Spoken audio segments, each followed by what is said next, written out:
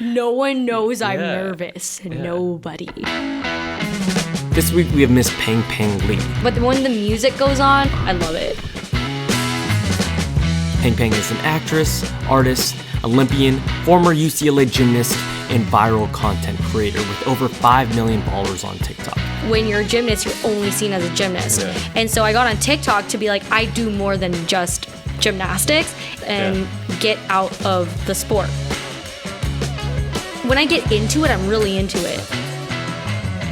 I think if I was younger, I wouldn't even be ready for social media and all the things that it entails. Okay. Someone did tell me that I should just off myself. It's weird when your job is you. Yeah. Before we get started, if you could do me one favor, if you received any value out of this podcast, please take the time to like and subscribe to the show.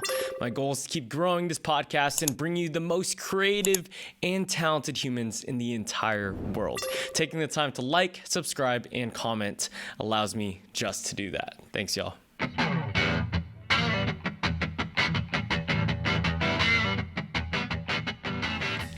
Peng Peng Lee, what's up? Oh my gosh, Nathaniel. You know, you made Nathaniel great again. Did I really? Yeah, no one used to call me Nathaniel until you started doing it like the first day I met you. Yeah. And then Kevin started calling me that, and I was like, I used to hate my full name. And then I love it. I usually really liked it when you started saying it. And then I watched, what's the show with Blake Lively? And... Gossip Girl? Gossip Girl. I watched Gossip Girl. And everyone loved Nathaniel, like the full name. Oh, yeah. And I was like, oh. I forgot there was a Nathaniel in Gossip Girl. I haven't seen Gossip Girl in so long. Yeah, I think I watched it over the pandemic for the first time. Oh, really? It's a good show. It was a pretty good show. Yeah, I don't know. When I met you, you're like, oh, my name's Nate. I was like, do you have a full name? You're like, yeah, it's Nathaniel. Nathaniel! You didn't like it. And I was like, The only reason why I started calling myself Nate, though, was because what's something that's easy to remember and that is easy to remember? Because, like, if you're bartending, especially when I'm out or, like, meeting people, hey, my name's Nate. It's short, quick, people easily remembered it, and then I just think it's easier. But I feel like you have this effervescence to you. You know what I mean?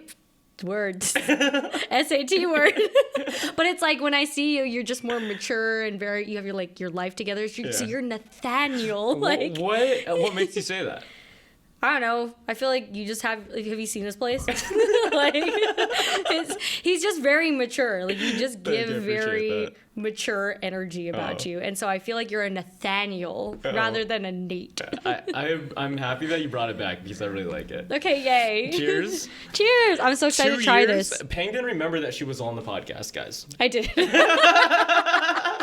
I was like, hey, when am I coming back on this podcast? He's like, you've been on it, right? No, she didn't say back. She was like, hey, when am I going to be on your podcast? Yeah, I was like, you were on it. That is a very me thing to do. But it's very different. I mean, when we first started, it was one microphone.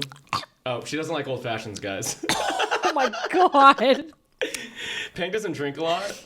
That is strong. We'll let this just sit and simmer. I do like the key notes of orange peel and coffee bitter. It smells good though, right? Yeah, it smells delicious. It smells delicious. That is strong. Oh my house. God. But if you like old fashioned, I'm sure that's for you. So, do you remember when the first podcast was? There was just like one mic in the middle of that empty room. Uh-huh. Now we got a whole set. I do. I know. See, maturity. It's a Nathaniel move. I also didn't know gymnastics Peng. Like I didn't. I didn't know athlete Peng. The only time I knew you was we would be working out outside, and the first time I met you, you were in Kev's backyard, and you were just editing TikTok videos on your computer the entire time. That's so funny. And it was 2020. That is so that's crazy. all you did. And I just but I didn't do 2020. When? I met you before 2020. No. Really? It was only 2020? It was only 2020. I've only known you for 3 years? That's a long time. You can know someone for a long time. Yeah, but I feel like I've known you forever. Yeah, we've gone on a few sibling trips. Yeah, we have. Why do you think you've known me forever? We've only hung out like 10 times. Yeah, that's very true. In 10 years, but we bonded. Peng's the type of person, if you're FaceTiming her, she's just like, let me talk to him. Yeah, that is true. Like when you're ever on the FaceTime with Kevin, like I was always like, let me talk to Nate. Yeah. Hi, Nate. And I'd be like, hi, Nathaniel. Yeah, so it's so different looking back at your like gymnastics stuff. And I'm just like, who is that? You had to do research, huh? No, I didn't do research. I just wanted, I guess it's research, Googling your name. Yeah. Yeah. What'd you find? I wanted to see like athlete Peng in her full effect. Yeah, so that was crazy. 2018 doing flips on beams and shit and like, yeah. And land perfectly. You know what's funny is because like a lot of people have been tagging me in old photos, gymnastics photos, but from like 2011. Like from over 10 years ago when I was like in my heavy like Team Canada competition years. And I'm just like, wow, what I forgot that I did that sometimes. Like, and I don't think... In a good way or a bad way? In a good way, but I feel like a lot of people now sometimes don't even know I was a gymnast. Like, I've completely changed directions. How did that feel initially? Because at one point, gymnastics was like your whole identity, right? Oh, yeah. It was like, this is who I am a gymnast and nothing else, right? And when that was like not taken away from you, when you kind of left it, like... Oh, I was so happy. Oh, you were happy? I was overjoyed with happiness. Like... Here's the thing. When I was growing up, this is a difference between me and other gymnasts, I think, is that my parents never defined me as a gymnast. So I always did gymnastics. I did singing. I did theater. Like, I did cooking camps and, like, just a bunch of other... camps? Yeah, I did a cooking camp. What goes on in a cooking camp? Oh, it's great. As a 10-year-old, you go there. My parents... 10-year-old? Yeah, my parents loved it because it's, like, a camp that they don't have to pack lunch or like any food. Burn my shit. No, it's so you go and you put on your little like outfit or whatever apron. Your apron. It's been so long, but we go there. We make breakfast and then they taught us like different dishes, and then at the end of the camp, what did you make for breakfast as a 10-year-old? I don't remember. This was like over. I'm not gonna say how long ago it was, but it was so long ago. And then you have to guess Peng's age in the comments. At the end of the camp, now you're back to Nate. You are fully Nate right now. Peng, it's the opposite. It's like when the mom is mad, Peng says the shorter name. Not the full name. The mom of the group. But no, at the end of the camp, they have all the parents come in. They sit down and we do like a dining for them. And we serve them and make the dishes. It's really cute. So your parents were just like, this is how my parents were loving life. Cook for me the rest of my life. Yeah. Because again, they just sent me to camp. They didn't have to pack a lunch, a snack, or anything. Yeah. So my mom's like, oh, I love this camp. But when I was younger, they never defined me as a gymnast. So I never it was never my identity. Yeah. So I think because when I was a gymnast, everyone was defining me as one. That's how I felt like I wanted to branch out and be like, no, I am more than that. Yeah. And so that's why I was so happy. I feel like that's a superpower. Like just having supportive parents like that. Oh, my parents are great. Yeah.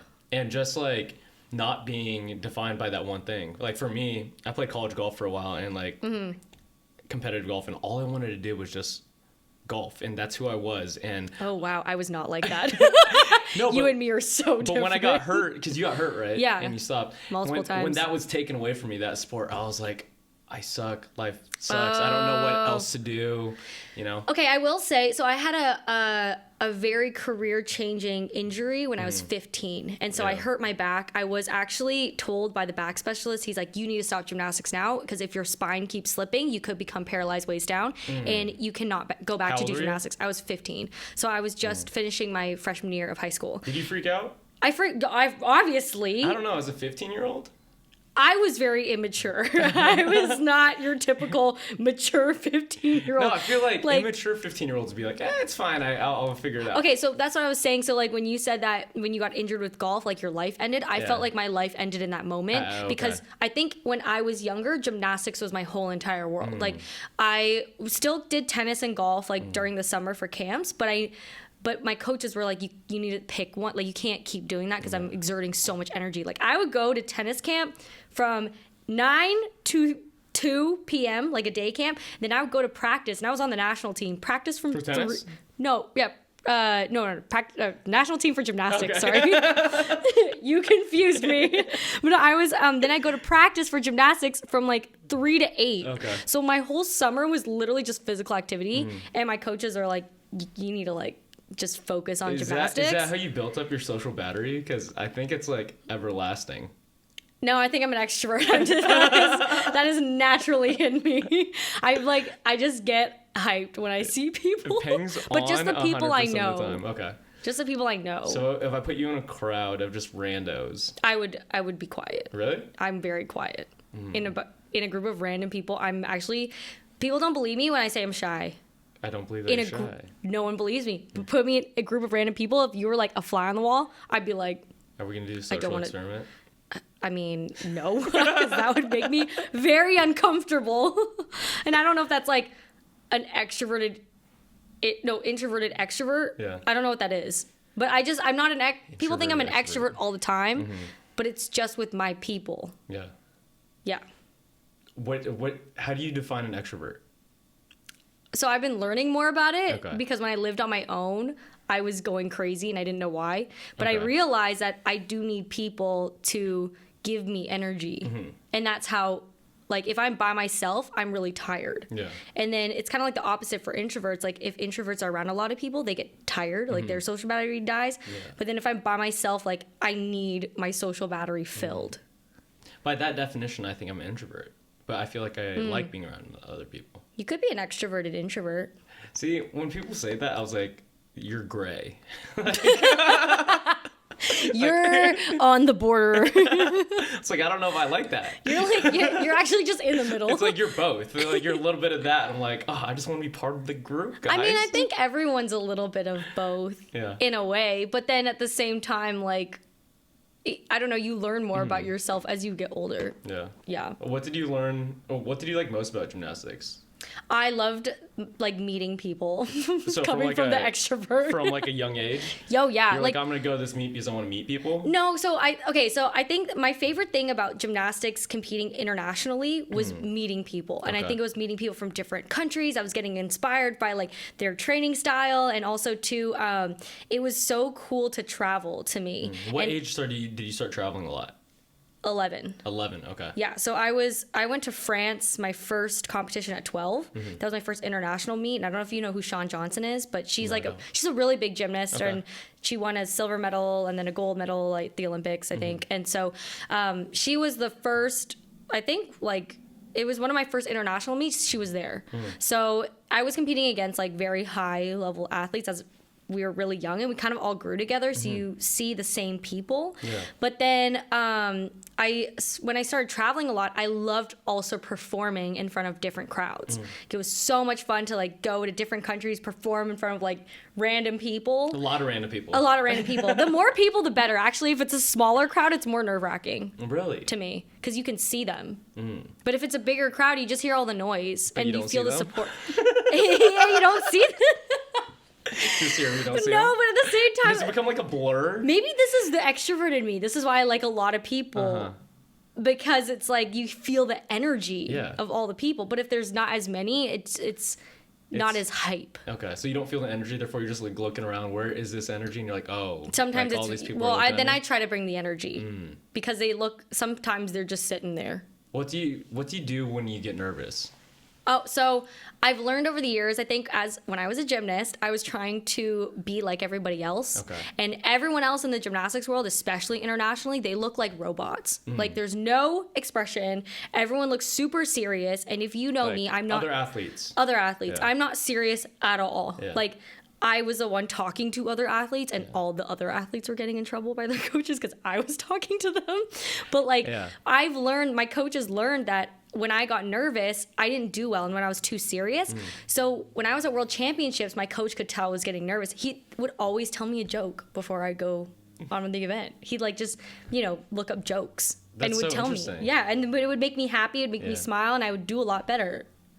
So I learned that. How would you do so well? I don't know, in my head, like if you're at practice doing any type of sport, if it's golf, if it's tennis, it's like, I'm going to hit this ball, I'm going to do this flip, I'm going to hit this routine again and again and again, be serious about it until I get it down. And that's not you. No. I have to make it fun. Yeah. So how was your training style? So I think when I was younger, it was very serious. Like the environment that I was in was all elite athletes. So it's very different than your most gymnastics clubs. Like most gymnastics clubs have like recreational, they have like Mommy and Me and like all these different levels. But the levels that I was at, Yeah, What's that? it's like when the mom's going with the little kids and they do like the 2-year-old gymnastics. It's really cute, but we didn't have that. Okay. We didn't have that cuteness. But that gymnastics club was all elite level gymnasts. So it's like people going to the Olympics, people going to NCAA, and it was a very intense program. We weren't allowed to wear certain things, and like they had their their strict rules.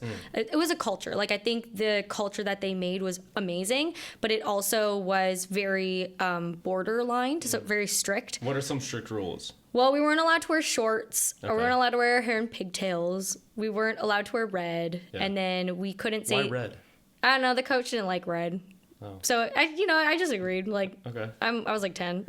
I didn't realize, like, all right, you don't like red? That's okay. Like, I didn't think too much of it. Yeah, so she just didn't like it. But again, I think it actually taught me a lot of discipline, though, and in the sense of... that those are their rules. Like I'm coming into their gym, you know what I mean? So it taught me to like abide by their rules, but I also was never not myself. So I think I was very communicative with the coaches, and that's why we worked well together. But I think as I got older and I switched gym clubs, and when I went to college, I was more comfortable in my own skin, and I kind of learned my competitive style and my like training style. And I think the coaches always knew that if I had a lot of fun, I would do well. So they'd always make games. It'd be like, oh, who can stick like the most, or like, okay, it's first one to this many routines, or like, I got this, I'm gonna do it. I think that's what made it fun for me. But it's at the same time, like, it's the still same strict rigid schedule, but like they just learned to make it fun. And I loved just coming in with a different game plan every day, because that really kept me on my toes. It's crazy because like I was watching your 2018 routine, the perfect 10, like on the beam to like win the whole thing, right? And I was like, this girl doesn't even look nervous at all. It looks like you're just having fun. I was like, who is this person, bro? That's like the one great compliment that I get is when I compete, no one knows I'm nervous. Nobody. But I'm sweating. Really? Oh yeah, I'm like freaking out. Like I've had so many meets where I get up on the floor and I'll see like 20,000 people and I'm like, why am I here? Why did I do this to myself? What is that feeling like? So when I was younger, like all these people are just staring at you do flips and land in it. So, okay, but you know what's funny? Like, I've now performed in front of, like, differently. Performed, like, dancing, and I've, like, sang in front of, like, a different crowd now. Yeah. But, like, competing is so much more nerve-wracking. Because I feel like you're holding back sometimes when you're competing. Like, how so? Because you don't want to like fall, or you don't want to like step out of bounds, or you don't want to get deducted points. But when I'm performing, I'm like, there's no rules. And I'm like, I'm just feeding off energy off other people, and so I'm just trying to get other people to enjoy the moment. But I feel like that's when I competed at my best, is when I thought of it as a performance, and I was able to just engage with the audience. Like I really thought, that's why on beam I'm like staring in a space, like I'm not even looking at the beam. You know what I mean? Like it to me, it was so much, it got me out of my head to think of it as a performance rather than competing. But when I was younger, I put so much pressure on myself that when I did get up on the floor, there are some times where I'm like up next and I'm so nervous that I was like, why do I do this to myself? Like why am I here in the sense? I know, but when I'm younger, I'm like, I feel like I'm gonna throw up. Like I'm so nervous. But when the music goes on the floor, when like as soon as I get up, then I'm like, I love it. From an early age though, you got to experience those like, I don't know, butterflies a lot of times. Yeah. And I feel like a lot of people don't get that. I don't even remember the last time I had that. That's why I'm so good at board games. Do you remember the last time you got butterflies? Yeah, all the time. Games? Yeah?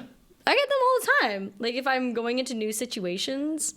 Like what? Like a recording studio, or if I'm doing new things, and or you like get butterflies? Yeah. All the time. You don't get butterflies that often? I'm trying to figure it out. No. You don't get nervous? I haven't gotten nervous in a long time. What makes you nervous? I think it could be a lot of people. Because I remember I was my high school graduation speaker.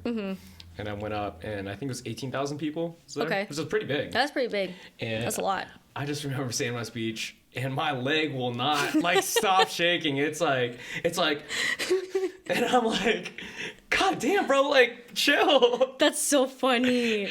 And then like I know my body's nervous, so like I look down, my legs shaking, and then because I know that my body's nervous now, right? Boom, boom, boom, boom, boom, boom, boom. I think I get nervous, but my body doesn't show it. Like I've learned to control body. Okay. So when I'm nervous, it's not like I'm like twitching and like. I mean, you definitely can. Like you've done all those cool things. You're so coordinated. Yeah, I think I've just learned how to bring my nerves down. But I get nervous in all types of different situations, and I think it's maybe. Sometimes it's nervousness, sometimes it's excitement. But I would say sometimes gymnastics has taught me, like I'm trying to reverse this a little bit. Not everyone's judging me. And I feel like gymnastics, because I grew up in it, it's literally a sport of you being judged. And in my personality, like I just don't want to be disliked. So I've had to definitely learn that in life, like the reason why maybe I'm getting so nervous and maybe I'm putting thoughts in other people's heads is because I was judged my entire life. Yeah. Like literally written down on a piece of paper, judged that type of way. That's funny that I've never really thought about gymnastics like that, because if you think about like soccer or basketball it's a score. Or golf, it's like who's doing better. Yeah, exactly. And it's kind of objective, right? You're just judging people, and these judges are human, right? Gymnastics is very subjective. Yeah. So that's where even when I go into new situations now, I'm like, okay, I'm so worried what other people think when I'm in the room with them sometimes. But I'm like, I think it's because of gymnastics. But again, it's one of those things where I'm so grateful for gymnastics, but it's just, I think it was subconscious in my mind. My mom actually brought that up to me. She's like, well, I'm like, I just feel like I'm being judged, and like, I can't like let loose and just be myself and like be free. Yeah. And she was like, well, you know, you've been. She's letting loose now, guys. I know, right? I know, sorry. But like, my mom was just like, you know, it's probably because you were judged your entire life. Yeah. I'm like, I never thought about that. Yeah, that's interesting. Do you think that affects a lot of gymnasts? Like, I think so, subconsciously. As they grow older? Subconsciously. Yeah. Because again, I would have never thought of that, but I think subconsciously, yeah. Did you have a lot of friends growing up just because you were traveling? Yeah, I had a ton of friends. Oh, okay. I loved my friends. I was very lucky to have gone to a regular high school and to have my gymnastics life, but also have regular high school. Yeah. And I think so you had regular high school? Yeah, I was in regular school. Oh. But my middle school was different. So it was grade 5 to grade 8 in Toronto, Canada. And we had like a special gymnastics program. So it was gymnastics, rhythmic gymnastics, which is the ribbon and the hoop. Kiana used to do it. Oh, yeah. So, she told me. And then figure skating. So it was all those 3 sports in one building, and then you had school in the same building. Oh. So we just went to school and gymnastics in one building, but it was... Was it an art school? Yeah, it was an art school. So our gymnastics counted as an art. So then we were able to have a great schedule. Like I had weekends off, which is not like a lot of athletes. And especially at that level, like they don't get weekends off. And I only trained for 25 hours a week, which again...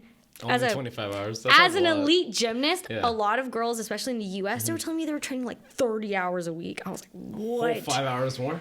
Yeah. That's a lot. That's an extra Sunday. That is an extra Sunday or an extra hour, like a 6-hour practice or something. But I didn't train. I was very efficient. I think that's where my efficiency comes from. Yeah. Like, I just know how to get things done in an orderly fashion. That's so funny because, like... And I don't get distracted. That makes so much sense now because you could pay attention and be doing your thing, your videos, while just having a blast and talking shit with friends and kicking it. Because, do you have like a memory of me? Is this? I feel like there's a memory. No, because Kev would be like, so Kev is our mutual friend. He's been on the podcast, guys. And, he's also our roommate. Yeah, he's both our roommates. Cheers, Kev. And he would be so confused because you would ask him to hang out, and he was like, "Damn, bro, like I need to get all this work done and stuff like that, but I just don't get it. Like Peng's doing the same thing, but then after the 2 hours of us talking and stuff, her shit's done." You know? Kev did always say that I was very efficient. Super efficient. Yeah. Like, I can't get that done without, like, I need headphones on, like, no one distracting me. I bought this. I mean, I do too, but I think there are certain things, like if I have to get done, like I know that I can get done with other people, and there's certain things I can get done without people. But I think maybe I just know. What's like a thing that you can't have people around to get done? Editing, okay. Because I gotta can't pay attention. I gotta pay attention, and also I gotta listen. So I'm like listening and editing. But then I say, like, if I'm doing stuff with Kev, maybe it's editing shorter form stuff. But then emails. Yeah. Like, come on, emails. I can do emails. Delete, accept. It's more fun if someone's around than by myself. That's fair. Yeah. What do you call why do you think you like entertaining? Because like you said when you had that click for gymnastics, when you found out you loved entertaining and like giving other people, I guess, joy or something. I always loved entertaining. Yeah. I was actually in a theater camp when I was younger, and so cooking camp, theater camp. I did all the camps. All the camps. I did a floor hockey camp. I did karate for a bit. I did piano. I did violin for a second. Then we did tennis camp. I did a cartoon drawing camp. What was your favorite camp? The theater camp. Okay. That was so fun. So this is before, I think, this might have been before I was a gymnast. So I did gymnastics when I was 4. So I started when I was 4. Got invited to a competitive program when I was 5. Wow. Hated it. I absolutely hated gymnastics. You're asking a 5-year-old to hold hollow holds and like just stretch them in a split. Like I was crying every day. Yeah. Like I was in pain. I was like, I don't want to be in pain. I would definitely cry if someone decided to stretch me out in the splits. And I was like, just it's not fun. So then at 7 years old, my mom pulled me out of the sport because I was crying on the way to practice. Yeah. She's like, you're miserable and I can't stand it anymore. Like, you crying all the time. So I was like, she ended up, taking me out of the sport. Sure. But then when I was 7, I ended up trying a bunch of stuff. So that's when I did all the camps.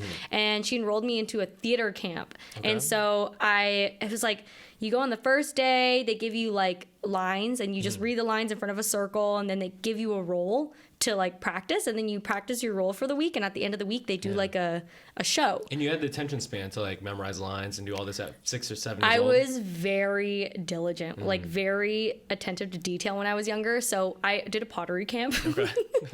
And I was the only 7-year-old who sat there for the 5 hours. Like I didn't want a snack break. I sat there to get my pottery done. Like I was very focused. What do you think makes you that way? Maybe I'm just naturally competitive. And also I want to be good. Okay. Yeah. Even at that young age, you're just like, I'm going to make the coolest freaking pot ever. Yeah, I don't know. I think when I get into it, I'm really into it. Okay. So I think that's what makes it entertaining fun. Like when I'm into it, like the time just passes and it's fun for me. It's not like I was there like, looking angry. But you're like really good at most things. That could be like the reasoning too. You're just like, if I'm going to do it, I'm going to pay my attention to it. Maybe. And I think my parents putting me in multiple camps helped me like just hone a bunch of different skills. Yeah. And again, the theater camp, like after that one camp, I was one of the main leads. I was Mrs. McDonald. Mrs. McDonald. It was like Old McDonald, like the theme. And then it was a musical and we were singing. It was so much fun. Like the one that goes like Old McDonald. Yeah. But it was called E-I-E-I Oops. Like like someone forgot the animals and something happened. Anyways, I got invited to a local theater to do an Alice in Wonderland show. Okay. And so I then was the dormouse. Okay. So I had like a onesie and I was flipping and I had lines and my every time my parents had to come watch, they had to pay. Okay. So it was cool. Like it was again a local. I lived in London, Ontario, which is smaller. Okay. It's a smaller city. Canada. But it was a smaller city, and so but again, I think that just kind of enhanced my love for performing, like doing all those shows. Yeah. So I think I've always been a performer. It's like. But you always knew and you always liked it. I guess, yeah. Does it do anything for you? Yeah, it gives me lots of joy to like when I see other people just smiling back. It's so fun. It's like, I'm doing a good job. I'm doing this to people. It's a little different now, at least since COVID too. Like, a lot of people have been entertained through their phone. It is different. Like, I will say that I miss performing in front of an audience. And I think gymnastics was so much fun because I got to meet my fans. I got to, like, really interact. And I actually went to VidCon this year. Yeah. I had so much. How was that? It was great. Okay, can you explain to the people what VidCon is? So VidCon, if you don't know what VidCon is, here, let me do my da-da-da. VidCon is VidCon. It's like Comic-Con, but for like content creators. Okay, what if people don't know what Comic-Con is?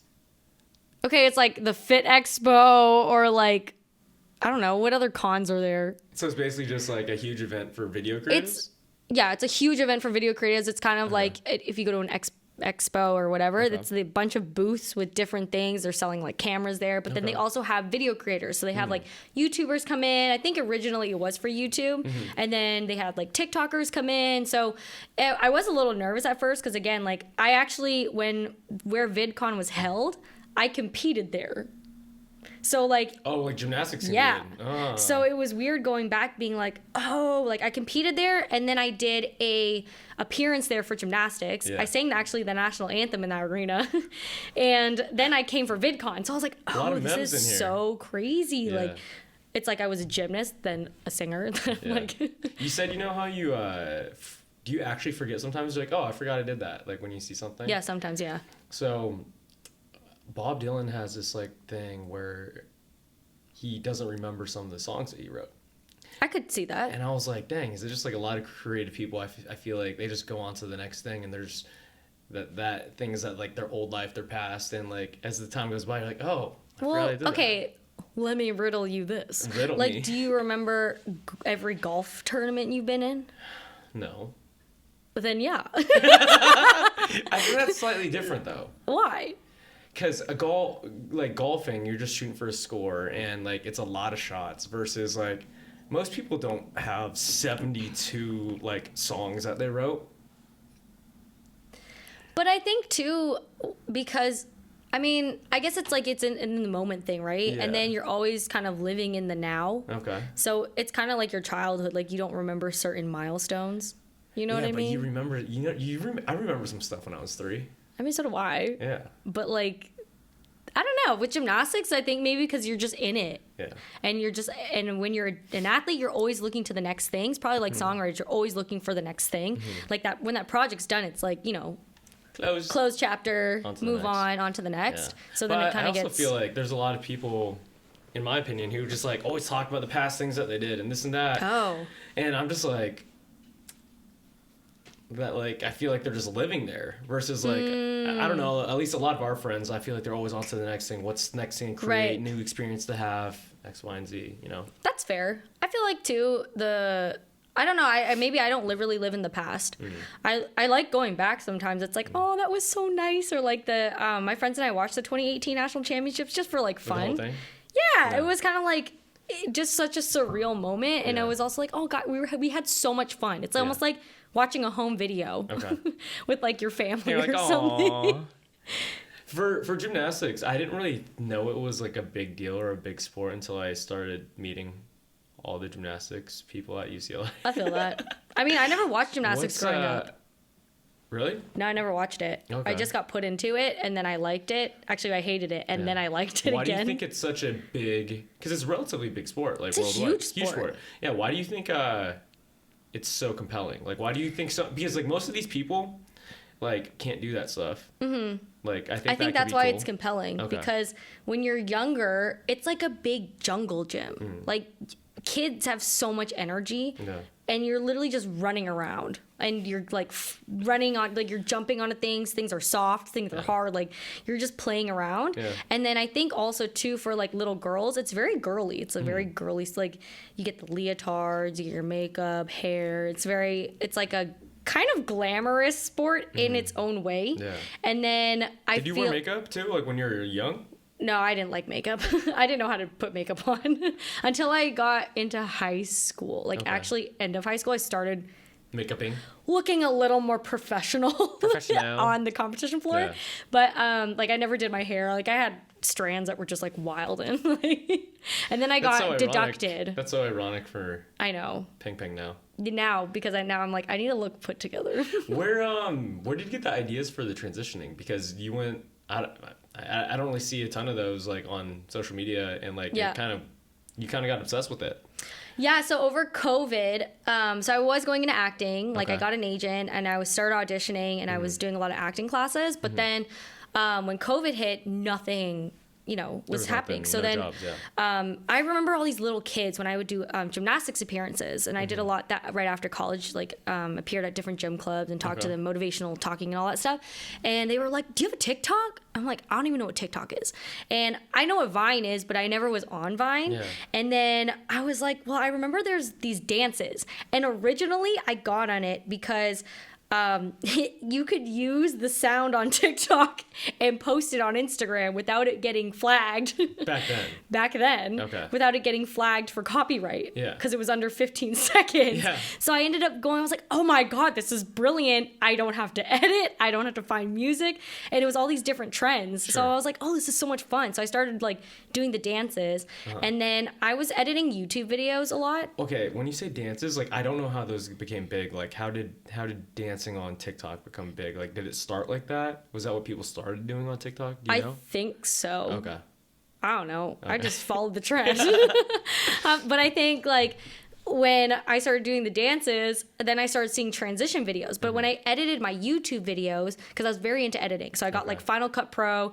I loved watching Emma Chamberlain. She's like a YouTuber, and her editing is funny. Yeah. So I liked watching her editing and trying to figure out how to do that. So when I saw these transitions, I saw a girl doing a behind the scenes, and I was like, this is so interesting. It's like a little magic show on your phone.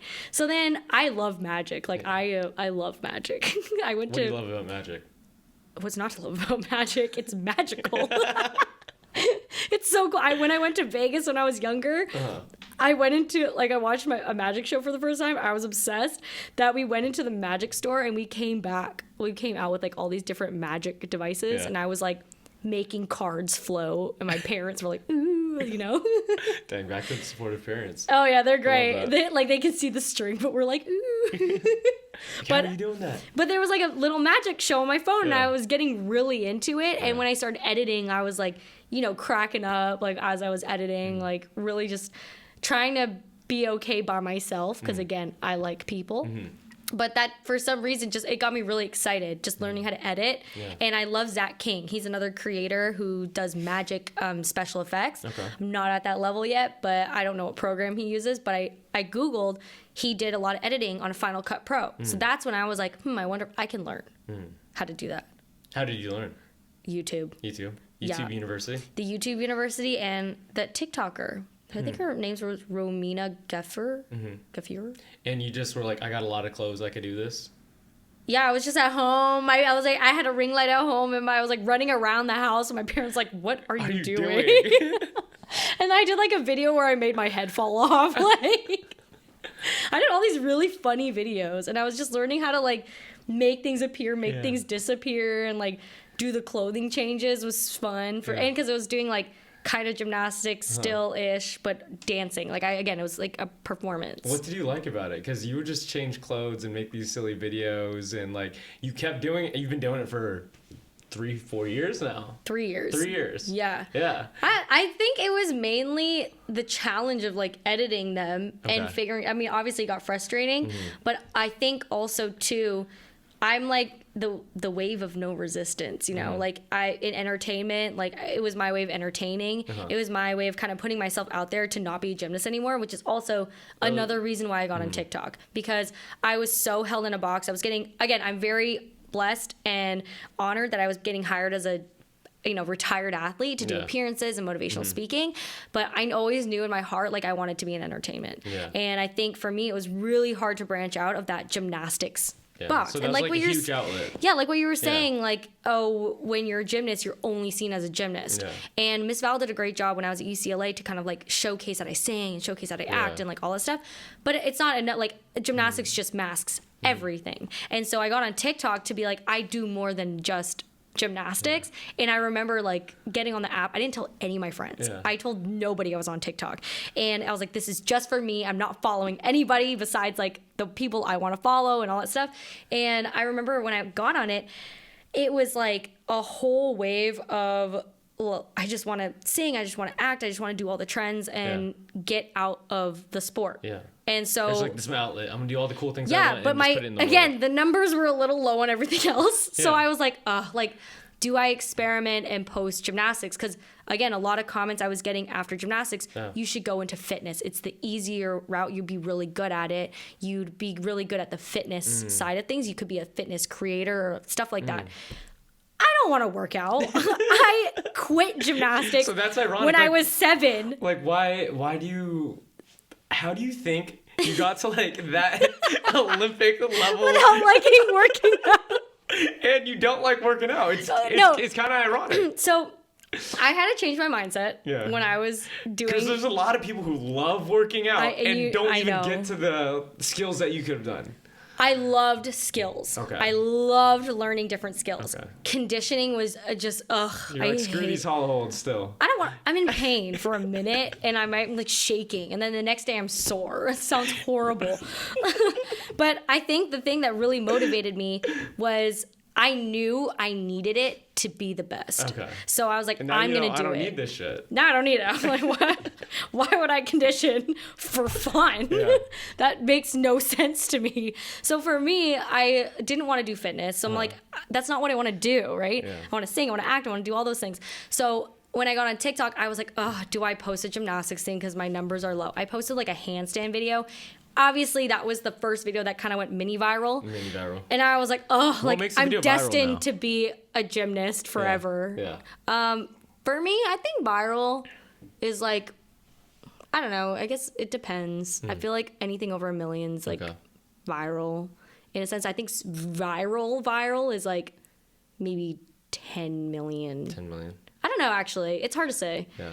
Because there's shit that's 100 million out there. I'm like, That's viral. No, that's like, for sure. To me, that's viral. It's just like there's a lot more people on the internet these days. I feel like every year it's like more and more. I think there's a lot of things that get 1 million views. I don't know if I'd say that is viral, but I think especially when I was first starting out, I was like, I would consider that viral. Yeah. Like it went mini viral to me. But I think in my head, I've seen Sofina De Jesus go viral, Caitlin Ohashi go viral, Nia Dennis, Hallie Mozette, like they went viral on the internet, and that was like 100 million views. So I think for me, that's why my standards were higher, and maybe that's just the gymnast in me. No, it's fair. But I think because to me it was like that's a viral sensation. So those numbers kind of made a little bar for me. So I guess when you went mini viral from that handstand video, why didn't you keep putting up gymnastics content? And because I was like, I don't want to do gymnastics content. And I was like, is that really my destiny? Is to just be a gymnast forever? Again, I'm very thankful, but I'm retired. Yeah. Like, there's a reason why I'm retired. When you think about the word retired, though, you think about like a 70-year-old Christine Lee. Drinking old fashions. Yeah. Not some 27-year-old Peng. But I was retired. I wasn't going back to do gymnastics. Yeah. And my body was hurting and all that stuff. And so I posted that athletic video, and I was like, you know what? I'm just going to let it be. And then I kind of did a little, maybe that's where the transitions and the gymnastics came in, because I was like, okay, it's kind of half and half. Yeah. So maybe that, I don't know, I actually never really thought about it. I just kind of do them. Yeah. But that might be natural. Yeah, it might be where it came in, because it was a bit of half and half. So it was making my gymnastics, penguins happy, and then also me happy by doing something different. How did you get penguins? Like, why did you call your followers penguins? I woke up one day and I was watching a lot of YouTubers, because I was so, again, at the end of my college career, I was doing YouTube. So I had like little vlogs of a day in the life of just follow us behind the scenes of competitions. Yeah. And I just remember getting really into the YouTube scene and like watching. Oh, so you're doing YouTube for a minute? I've been doing YouTube for a minute, but I wasn't getting paid. Because in my day, you couldn't get paid in NCAA. Yeah. But Lame. I just did it for fun. I used to vlog like back in 2011. I used to take my iPad, and when I was at World Championships, I could barely call my parents. I didn't really have iPads in 2011? Yeah. Dang. Yeah, we're that old. Anyways, but when I couldn't call my parents that often. There was no video call. Okay. So I ended up recording my trip and sending it, and also posting on YouTube for all the parents and coaches to watch. Wow. But I didn't know what viral was on YouTube, so I don't know if actually where that video is, but I made, it was like, go look it up, guys. It was called like Team Canada 2011, so I made it for all the girls to post their videos for all the parents to watch. So I actually was making content for a really long time. You just like documenting things. I like documenting things. I love, like, it's like watching, kind of, like I said, like old family videos or home videos. So for me, it is actually really nice. And then at one point I felt like work, and I kind of didn't like it as much, because I'm like, I just don't think my life is interesting just sitting at home. But if it's events, like, I love vlogging them because it's a little memory. It's so nice. If you think about it like that versus like, oh, I'm content creating, I feel like it's a lot easier to do. Like, I'm recording this because I know I'm going to look back at it. And, there's no pressure. Yeah. And it's just for you. It's like, and not, I mean, it is for you and your, like, other people too. And it's awesome when other people can enjoy what you enjoy. And I think, you know, people get into their heads because they're starting to get judged. And so it does feel like work sometimes, where you're like, okay, I need to make everyone happy. But at the same time, like, if you think of it as like, you know what, like, this is just for my memories. Like, if people enjoy it. Like, that's just such an honor that even people would watch it. I have to think of it like that sometimes, because if I get too in my head about numbers and stuff, I definitely get depleted. Like, it's weird when your job is you. That it's weird. A lot of pressure. Yeah, sometimes. Because like now people's just judging you based on being your whole thing, not just one aspect of you. And you're always like, you know, if you're being you, then no one's gonna judge you. But how do you do your best to, like, I guess, just be valued by yourself, your family, and friends around you? I just surround myself with family, friends all the time. Like, I think also gymnastics taught me a lot. Like, I think I learned all that life lesson in gymnastics, and I was being judged all the time by teammates, you know, by adults, kids. Like, you're just constantly being judged in the sport of gymnastics. But I think the difference was I learned that I would rather be respected than liked. And I also, if I am 100% myself, that's the energy I'm going to attract. And if I'm somebody else, I'm not even gonna like the people who I'm attracting. So I've realized, especially with content, like, I'm just being myself. If you don't like it, you don't like it, and that's okay. And I'm very happy that, you know, with the people who do like it, I just want to, again, make them smile. I'd love to do this in person. Like, what's your advice to, I guess, kids or adults or whoever wants to, like, who feels judged with, like, a camera out or something like that? What do you tell them? I would say be ready for it. Like, I think if I was younger, I wouldn't even be ready for social media and all the things that it entails. Like, I think I would be very... There's a lot of young kids, like, kind of suffering some mental... I commend, again, people who can get on the apps at a young age and just have no care and just be free. Because I was not that kid. Like, I wanted to be liked. I was very people pleaser. And I think if I got on the apps back then, it would have hurt me a lot. She's not talking about dating apps, guys. No. That is a whole different story. But the apps in general, like, I remember getting on YouTube, and I was in college, like a senior in college, and I was so nervous about what other people thought. And I was like, you know what? I want to put myself out there because I don't have time for a job or an internship, but I want to be in entertainment. So I'm going to put myself out there. And if it's the dislike button, that is okay. I remember my first dislike. I don't remember. It was probably the first video I posted, but I remember getting it and I was like, dagger, dagger to my heart. Why don't they like me? But then I'm like, you know what?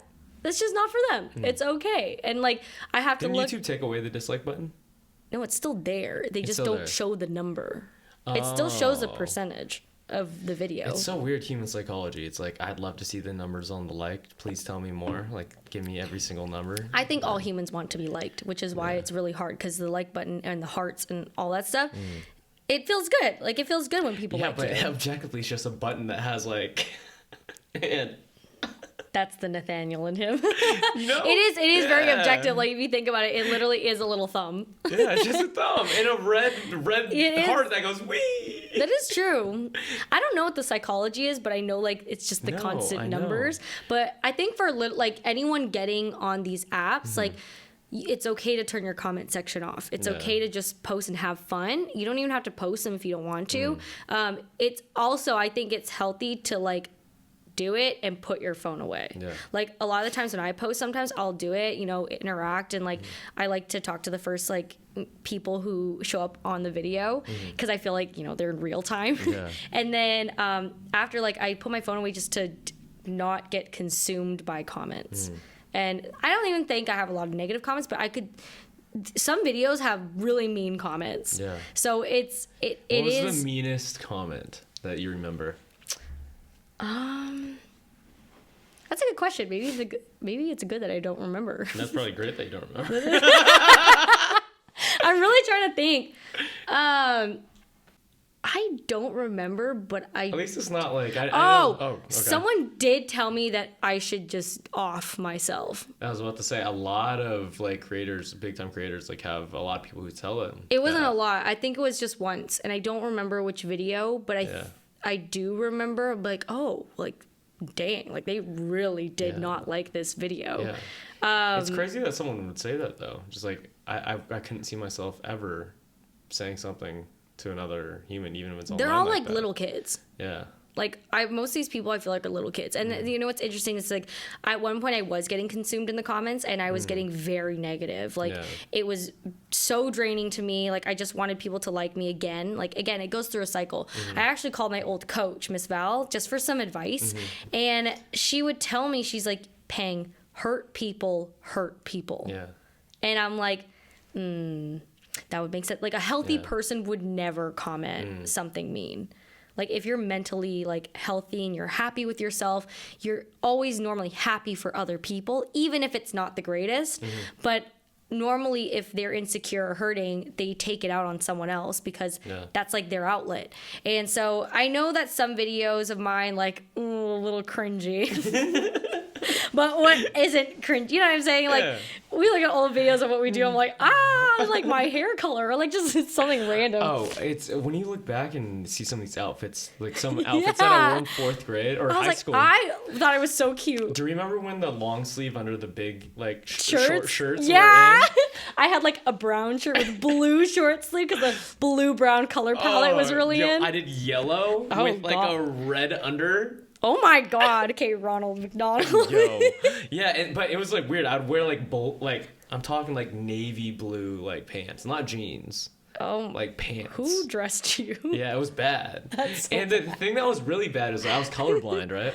No. Yeah. So like I thought I was looking fly as fuck out here and I just didn't match at all. Like it was zero matching. Clear. What do you think matching is though? What do you mean? Like because, color matching? Yeah. Why does like certain colors go together and certain don't? Who decides that? I'm a content creator and actress and singer. I'm not a colorist. I don't know. Because you quote unquote match with like all the outfits that you wear. You know what's funny? So many times I've sat in front of my closet and I'm like, I don't know how to dress myself. Like I can't do it anymore. I feel like in college I was so good at it. Yeah. Now I'm like, I don't know what goes with that. I'm like, it's so much easier to just throw on a dress. Yeah. Or like now when I'm shopping online, I literally look at matching sets. Because I can then just buy a matching set and I know it's going to look good. Yeah. But like sometimes You have to come up with outfits all the time though. Yeah, and I stand in front of my closet for like hours being like, hey, how big is your closet, by the way? Like, you have to have run out of clothes by now. I've run out of clothes.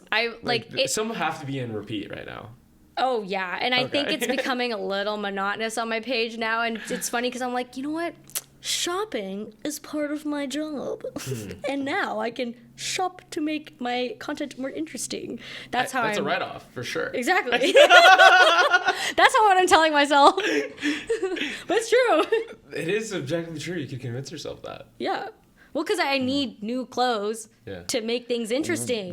Do you donate a lot? Yeah, I like give a lot to Goodwill. Like I've given so much clothes to Goodwill, and then I would love this would be like my dream when I'm a celebrity. I would love to have like a carnival day for like all these little kids and like just for like people who want to come out and just have like a really fun day, but like I get to interact with everybody and we just have like a really good time and we can like do stuff for like charities and like donate and have like kids almost like not learn sports but just do a variety of things.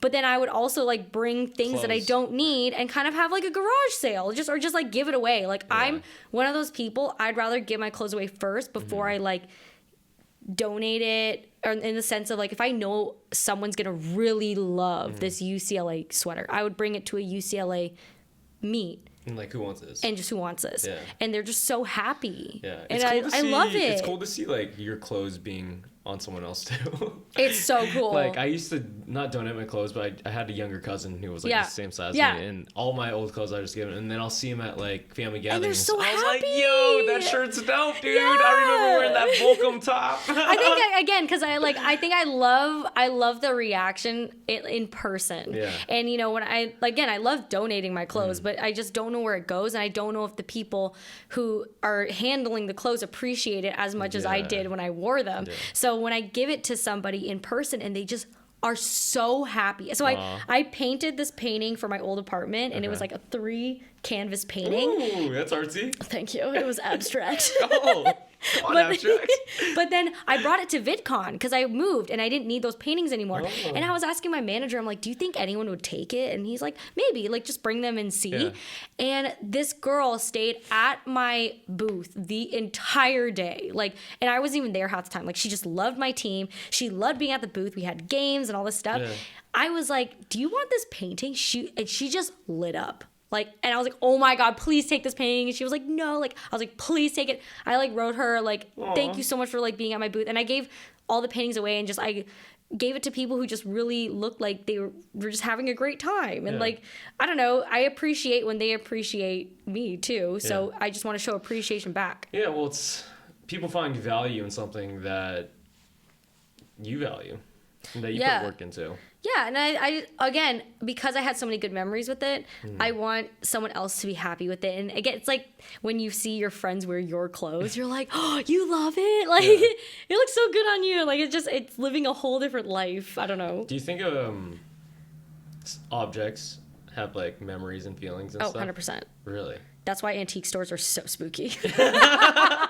Because, like, the way you described, like, your sweatshirt's like, oh, I'm giving, like, this piece of me away, and this other person gets to experience it. But there's, like, I don't know, Joe Rogan talks about it a lot with, like, the Comedy Store in Hollywood, or, like, these old places where you walk into them and you're like, oh, I feel like a lot of history here. I feel kind of spooky, or, like, wow, like, I know a lot of good times happen here. Like, I smell the beer and the cigars in the wall. I don't think I've ever said that about a clothing item. No, I'm just talking about a place. That's like a place. Okay. But I don't know, when you put on, I have this thrift shop sweater, which is just like knitted like on these cool like directions. I'm just like, oh, this is cozy. Like, it's been worn. You know what's funny? I really am trying to get into thrift. I'm really trying to get into thrifting. Okay. But sometimes that thought spooks me out that someone else wore it and I don't know who it is. Yeah. I'm like, what if this person was like serial killer or something like that? You don't know. Yeah, you don't know. The shirt just appeared at the store. Isn't that kind of cool, Maybe though? that's why when I donate clothes, I like donating it in person. Isn't it kind of cool, though, that, like, you don't know. You will never know, like, who was in there. And you could be wearing, like, a serial killer's, like, shirt. I've had that thought. And be like, whoa, like, dang. But you feel cozy in it. Nate's like, I feel cozy in my sweater. Cozy. Yeah. I don't know. When you wear old clothes that have been around for a while, there's a certain feeling to it. And I'm just like, I feel I don't know. I get scared. You're scared. I'm like, wash it immediately. Put Obviously, some essential oils on essential oils. Yeah. How would you describe your fashion? Well, I'm trying to go for the direction I'm trying to go for is more streetwear, hype beast kind of thing. Okay. But I feel like on a day-to-day basis, I'm more streetwear. You definitely look streetwear hype beast right now. Thanks, because that's what I'm trying to get. But I would say comfy is definitely, I have to be comfortable. Okay. I don't like jeans. I hate skinny jeans. Like, I've always hated them. Yeah, but I just try to get into it for the fashion. What's up with that? I remember in 7th and 8th grade, every girl was wearing skin tight, like, 100%. Jeans. And now it's just leggings. Yeah. So, I don't know, it's just and sweats.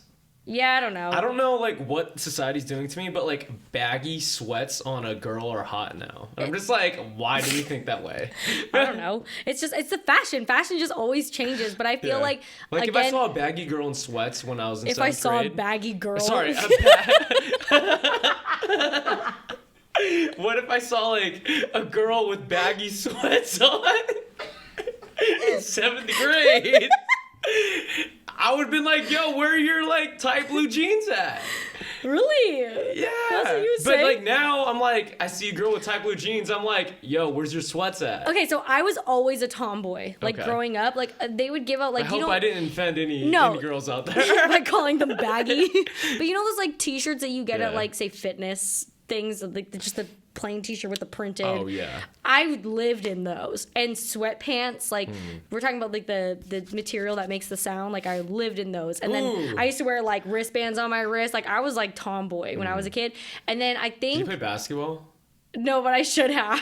I didn't. I looked like a basketball player. Yeah, that's what I'm saying. Or a track person.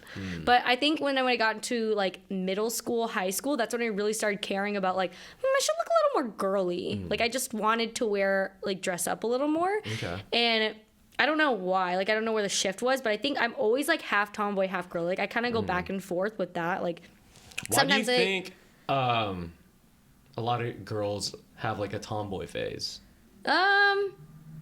A part of me, like, from gymnastics made me feel powerful. Like, I could beat all the guys in, like, a push-up competition. I won in grade 4. Yo, Peng doesn't work out right now, and she's got one of the dopest looking biceps I have ever seen. Yeah. It's a straight lemon on her arm, guys. Like, that's genetic. right here, I get, like, a curl. Peng got a full lemon on there, bro. And I do nothing. It's like, you don't work out. It's unfair. I know people told me not to say anything, but I think I truly think it's genetic. Yeah. Like that definition is genetic. I don't know. Okay, but I think when I was a gymnast, I just loved being better than the boys. Yeah. So I don't know why I felt like a tomboy. Like, you just felt like, since I could beat them, I'm one of the boys. Yeah, but I was always one of the boys. I feel like maybe because I had a younger brother. Okay. Like, I also didn't really get along that well with girls when I was younger because I think, one, they were more into, like, hair and, like, all that stuff. But I just wanted to play. Like, I wanted to play sports. I was playing soccer with the guys, and the guys wanted to do, like, more of the physical stuff. So I was always at recess playing with the guys. But then the girls are all, like, you know, playing with the hair. And I was like, don't touch my hair. Yeah.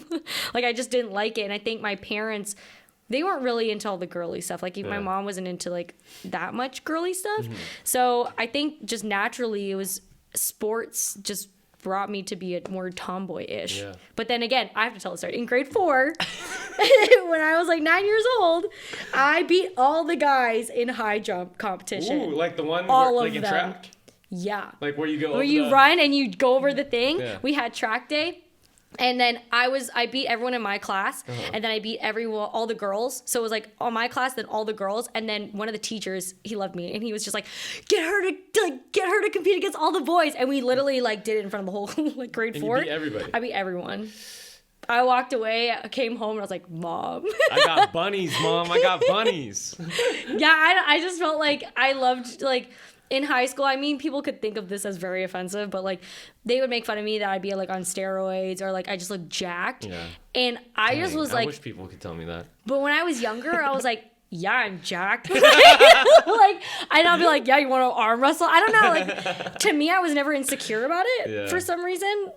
I don't know why. It just made me feel like, yeah, I am strong. Like, I don't know. But then I was very insecure about... girl to girls, like social settings. Like, I just wanted to be appreciated, like, in the female, like, so with makeup and hair. Maybe that's why in high school. How do girls learn to put makeup on? Because, like, if I'm just thinking about YouTube. Me. No, before YouTube, because, like, imagine, I don't know, when do girls usually start wearing makeup? I started wearing makeup in high school because I didn't know how to wear makeup in middle school. So, and like, my mom didn't really wear makeup. So I remember, like, there's no iPhones when I was a freshman in high school. Like, I remember I had, like, a Razor or something. I had a Crazer. Cool. Nice. And I could just imagine if I was trying to put on makeup as a girl and learning, like, I would fuck my face up. Like, yeah, I've definitely been called a couple things by experimenting with makeup. It just, yeah. Like your face is just a canvas, and you're like, la-di-dee-dee. Oh, yeah, like, if I was really bored at home, I would just put makeup on just for, like, shits and giggles. But then when I was in high school, I think YouTube was out. Okay. When I was in high school. You're a little younger than me. When I was in high school, YouTube was out. So I watched Michelle Phan, because I used to watch makeup, like, videos, but they were on white girls. And I don't have white eyes.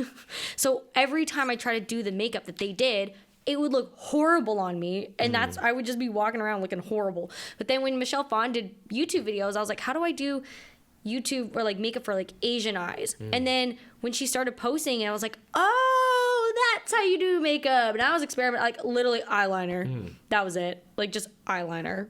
And I looked like I don't even want to say what I look like. I just was not a good look. I didn't know how to put makeup on at all. Dang, YouTube really be changing the world, huh? Like, yeah, but teaching stuff. I think I also did a cosmetology class in grade 12. Like, that was one of my electives. And my mom actually, I think I did take a makeup class. Like, she loves putting me in classes. Like, if I'm interested, she'll be like, oh, let's take a class. Yeah, clubs, classes, everything. Yeah, and I think I actually did take a makeup class because I wanted to learn more about it. And so she put me in a makeup class. Yeah. And so I learned a little bit more about how to put makeup on. What do you like about learning things? Because it sounds like you're just an expert level learner. Not really. Not really. I just like I'm because just hold up, like, for example, I would watch an editing video, like, when I first started getting in cameras a little bit, and there'd be one section be like, I can't fucking figure this out. I can't figure it out. Like, I'm done. Frustrated. I'm leaving. Like, I'm not watching that video ever again. But, like, I'll pick it up maybe 6 months later. Right. But you usually figure things out quickly. It's a blessing and a curse. Yeah. Like, I've actually... It's a superpower. Yeah, I would say when I learn things, like, I pick it up pretty quickly, but it is also a curse because I get frustrated really quickly because I know that I can pick things up really quickly. Yeah. But it makes me impatient. And so I've learned that I have to learn how to be patient, especially with long-term goals or like say now that I'm in acting or music or singing, and like it's a skill that I have to build over the years, and I can't just get right there and then. And it's kind of like gymnastics. Like, I would get skills pretty quickly, but then there were some skills I couldn't get as quickly, and I would become impatient because I'm so used to picking things up. What's a skill that's like real hard that you thought you could want to pick up quickly? Like right now? Oh, well, I'd like to be better at golf. You know, we've known each other for 3 years and we still haven't golfed. I know. I mean, I'd like to be better, more consistent at golf. But I can pick it up pretty quickly. But it's more like now I want to be really good. So I have to be patient. Like, I think initially I'd be okay at it, but it's like the continuation. Yeah, I guess what's your advice to like getting through that barrier of like, oh, this is hard, this is frustrated, but I'm going to continue to persist and go through until I like learn the skill. It's okay to take a break. Yeah. I've definitely learned when I get really frustrated, I have to step away or else I just get really in my head and I get mad, I cry, like I get like throw a temper tantrum. But you have to be patient. It's okay to step away from it for a little bit. Remember that you enjoy it. Like, always remember that this is what you enjoy. It's okay if it doesn't turn out your way because you're enjoying it and you're like living in the moment. You're like, you know what? At least I got to do what I like today. But sometimes when it's really frustrating, it's hard to see that. But it's real hard to see that. Oh, 100%. Yeah. Yeah, I've definitely. Like this problem is such a good problem to have. Yeah, exactly. And I have to remember, like, okay, I'm frustrated here. At least it's not in something else. Yeah. And, like, this is a good place to be frustrated. But I've definitely continuously tell myself those things. Yeah, that's definitely... I cry all the time. Do you think crying's good? Yeah. Yeah? It releases a lot of things. Because... I used to hold the tears in when I was younger. Canker sores everywhere. Really? You can hold tears in? Can you slurp them back in through your eye holes? Yeah, obviously. I'm Kirby. But, like, for me, crying is, like, one of those things where I have to, like, let it out. And I've learned that. Because before I would just hold it in. Like, for a week, I wouldn't cry. Or, like, something. And I would just be, like... How often do you cry? Not that often now. Okay. But, like, when I was younger... every day. Like, my parents just were like, oh my gosh, you cried all the time. I don't think I didn't cry. I didn't like stop crying until I was like 12. Like, I was like crying. But it would be like, if I dropped a pen, I'd cry. Or like, if I couldn't get a math problem, I start crying because I was so frustrated. Because again, I think it was a blessing and a curse. I picked things up really easily. Yeah. So when I could not get something, I would get so frustrated. But again, I think that really taught me how to be patient. And patience is my like superpower. Okay. I'm learning, like, I need patience in my life. And that's how you just keep going. You're like, I could pause and keep going. Yeah, because it's okay to pause. Yeah. A buddy of mine, and he's an actor as well, and I was just like, dude, you have a superpower. Like, you could just cry on cue. That's so cool. He's like, it's not that hard, man. You just get to that spot, like, you know, put you in the headspace, and you just do what you would do if you're actually, like, feeling that way or in that situation. Right. I was like, damn, man, like, I don't think I could do that. Like, I don't remember the last time I cried. Yeah, I tried it. I was like, it's not working. But you don't cry often. He asked me, when was the last time you cried? And I really thought about it. And I was like, I definitely have like happy tears at funerals and stuff like that, but... Happy tears at funerals? Oh, yeah, in the sense that... This is going back to the baggy girls. What? No, like all these people at this funeral who's been affected so positively by this human. I understand. And they talk so greatly about them, and I was like, wow, that's beautiful. Like, oh, wow. You know? Maybe, but that's the spot you have to get into. Yeah. You know, but like mine's a sad spot. Yeah, but he basically was like, when's the last time you cried? And I was like... It's been like 7-8 months. He's like, bro, I cry like every other day. Like, you definitely need to cry. And I was like, dang, do I? And then I kept the whole day. I asked people, I was like, when's the last time you cried, bro? Hey, mom, when's the last time you cried? But I feel like if you're not, like, you just might not be in that like natural emotional state. Like, you're just not a crier. But I don't know, but that's why he's an actor. The like, last few people that I've talked to, though, they're like, yo, crying is so amazing. It feels so good. You have to definitely, I feel like it's kind of like meditating. It's like you have to guide yourself through tears. Because I've never heard crying compared to meditating. No, but because if you just cry and are in that sad or happy, sad like mood, you could go into a dark hole. But you have to like know I'm releasing tears to relieve myself. Like, if you're not like that, you could just get sad. Yeah. So just sit in the suck. You gotta like guide yourself. But I think that again. That's the first time I ever heard someone say guide themselves through crying. Because if I cry and I just like let it happen, I am mad, sad, all the things. But if I'm like, I need to release this and be in a mood for a hot second, and then I can come back, then I'm better. Sorry, my nose is like really itchy. Since you don't really work out anymore, like a lot. Well, I actually did work out today. So let's go. Thanks. But my workouts are like rehab. They're really minimal. But for me, I guess, if I don't work out, I feel like I'm a worse person in the sense of, you know how you say... A worse person? Yeah, like if someone cut me off and I didn't work out and I had all that like energy in me, I'd probably be like, flip that guy off, or, you know, versus like if I worked out and some guy like pulled over, cut me off, I'm like, oh man, why do you have to do that? But I hope you have a great day. Like, two different emotions, you know. I don't think I've ever had that thought. To me, working out, it's not like, it just makes me feel good. Like I'm trying to, you know, get the body that I want. That body, yada, yada, yada.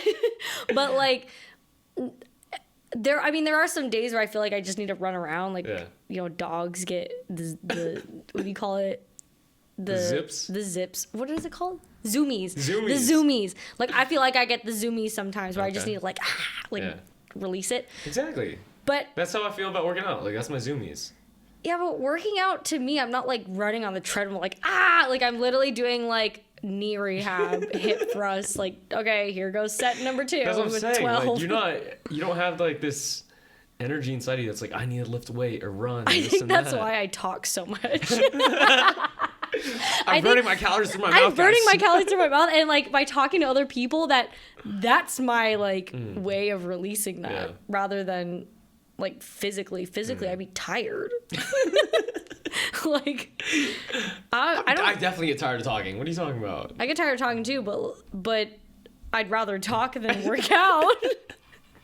it's not for me anymore. That life's behind me. But the thing is, okay, working out to me is like circuit training. That's working out. Did you like F45? No. Okay. I think nothing against it. Workout classes to me are hard because I have a bad knee, and I hate being that one ugly duck in the room that has to do a different exercise than everybody else, and everyone's like, "Why is that girl doing something different?" And it's like, okay, well, I look fine. Like, I don't look injured. You know what I mean? So people don't assume I have like had 3 knee surgeries. Yeah. They just see me being like, "Oh, she's fine. You can't squat." But like, I feel like no one thinks that besides you. Well, I just got called out. That's the whole thing. I've always been thinking about this. I forgot where I heard this. You're not what you think you are. You're not what they think you are. You are what you think they think you are. Whoa. Can you say that word? You're not who you think you are. Uh-huh. You're not who they think you are. Uh-huh. You are what you think they think you are. Oh my God. I get it. Okay.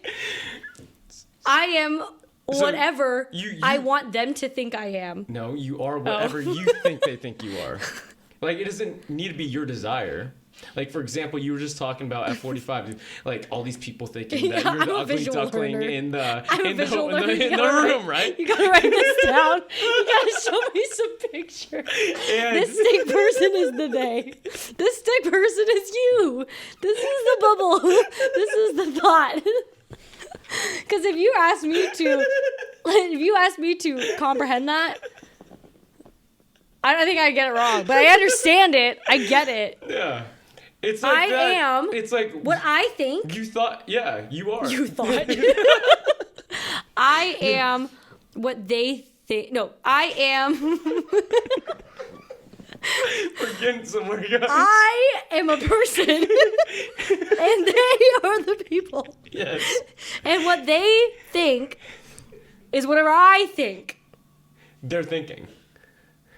Why did you add their thinking on top? No, right? It's because they might not actually think that. You right. think they think this that. Is a person. And this is me. Yeah. So what I'm thinking, what they're thinking, I'm assuming, okay, this person is happy. Okay. But I think they're mad. Uh-huh. But if I think they're happy, then they're happy. Yes. Okay, but so then if I'm mad and I'm like, or if I'm doing whatever, they think I'm mad, and then I'm like, oh my God, they think I'm mad. Mm-hmm. But then I'm like, maybe they're not mad, they're actually happy. Then I think they're happy. That's what you're saying. No. Okay. Yes. No. Yes. I worked so hard. You know how you're talking about it. You're like, I don't want to go F45 because everyone's thinking this way about me. Yeah. 0 people probably could have been thinking that way about you. You just thought they thought that. Yeah. Like, what you just said could be completely false. But what was that last sentence that you said? They are who you think you are. You are what you think they think you are. You are what they think that you think. No. All right, we're skipping it. Can we go back to the penguins? You didn't finish why people call you penguins. I don't even know where we sidetracked on that one, but yeah, sure. Oh, YouTube. I was watching Emma Chamberlain, all the editing, yada, yada, yada. So then when I was in college, I was watching all these YouTubers, and I was trying to figure out, like, how do they vlog? So I was trying to, like, just study, and I think that was just me being in school. Like, I was just curious, kind of getting inspired by, like, how do other people edit? How do other people, like, talk in their videos? So I'm like, I don't know what I'm doing. I'm just, like, literally posting. I think the first YouTube video I posted was 5 minutes, and they were like, can you make it longer? I was like, sure. Like, I just didn't think you'd want a longer video. But I ended up posting like a longer video, and then I started watching other YouTubers, and they'd all open, hey sisters, hey dinosaurs, hey whatever. And I was like, oh, maybe I need like a fandom name. And I was like, I don't like, tigers are my favorite animals is not related at all to me, but like I love tigers. I love tigers. Tigers are my favorite animal. Everyone thinks it's penguins. But then I was like, what would be cute, like, to call my fans? And then I was like, Peng, like the Peng. And then when I was younger, my like Hotmail account, you know, was like Pengasaurus and like Pengaroo. Like, it was always like an animal. Okay. And I was like, oh, penguins. And I just thought about it. Like, penguins would be cute. Yeah. Like, little penguins. And there's always like an army of penguins. Like an empire of penguins. Has anyone come up to you ever and be like, hi, I'm a penguin? Yeah. Really? It's so... You're lying. Yeah. Okay, the first time that ever happened was at a gymnastics meet. And that's when I started vlogging. This is not true. The first vlog I posted got like 15K views. And I was like, wow. Like, it did really well. And I was shocked. It was a lot for a first time ever YouTube video. And I was like, wow, this is amazing. So then I started posting my videos. And like, I think halfway through season, I started calling them penguins. And again, because you don't really see the numbers. Like, not the numbers, sorry. You don't see the people like building the numbers and like watching you. So to me, it was just kind of like, all right, it's a number. Like, I just posted it. I didn't think anyone actually watched it. And I remember calling everyone penguins. And I was like, I'm calling you guys penguins now. So if you're a part of the crew, you're a penguin. And I went to a gymnastics meet, which is why I love the gymnastics meets, because you get to interact with your fans. Yeah. I've had these little girls come up to me and they're like, I'm a penguin. I was like, you watched my vlog? That's so cute. Like, it's just cool. Like, it's cool to see it in the comments. I can definitely see the roots of the gymnastics now, though. Yeah, like, and I think that's where with social media, like, why I want to have a festival day or something where I can interact with, like, that's why I loved VidCon, because I got to interact face to face with my fans. And it was so cool because Where was it at? VidCon was in Anaheim. Okay. Yeah, and it was that part was just really cool. And then when I then was, playing around with merchandise, like I went on teespring.com where you get to make like free t-shirts and they get a commission, I get a commission, whatever. But I was like designing my own penguin line and like all that stuff, and I was so excited about it. I didn't think anyone would buy it. And I just posted it, and like these little girls would come to the gymnastics meets with their penguin shirts, and it was so cute. And I had a shirt because not all the Asians on the team, but like we like to get dumplings, like dim sum. And then we had Pula, who was the German. She was like the honorary dumpling. But it was hilarious because I loved the dumpling line. It was called the Dumpling Squad. And it was my favorite shirt that I've made. And it was funny because like all these little girls are just like, can I be a dumpling? Like, anyone can be a dumpling, So it was like, anyone can be a dumpling. I want to be a dumpling. I was like, you can be a dumpling.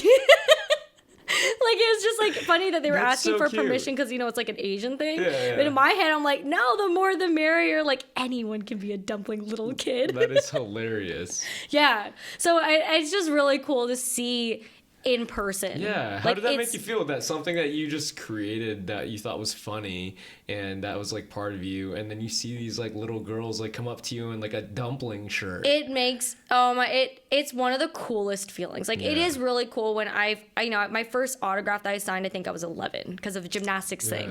I didn't know what I was doing. Like, is it the same autograph as you have now? No, it's been through multiple different changes. Like, I had stars and then I had a smiley face and like I was doing the most with my signature. But when like the person, I don't know, because maybe it was so personal. Yeah. And when they came up, like, when girls come up, they're like, oh, I love your gymnastics. Like, I really appreciated that.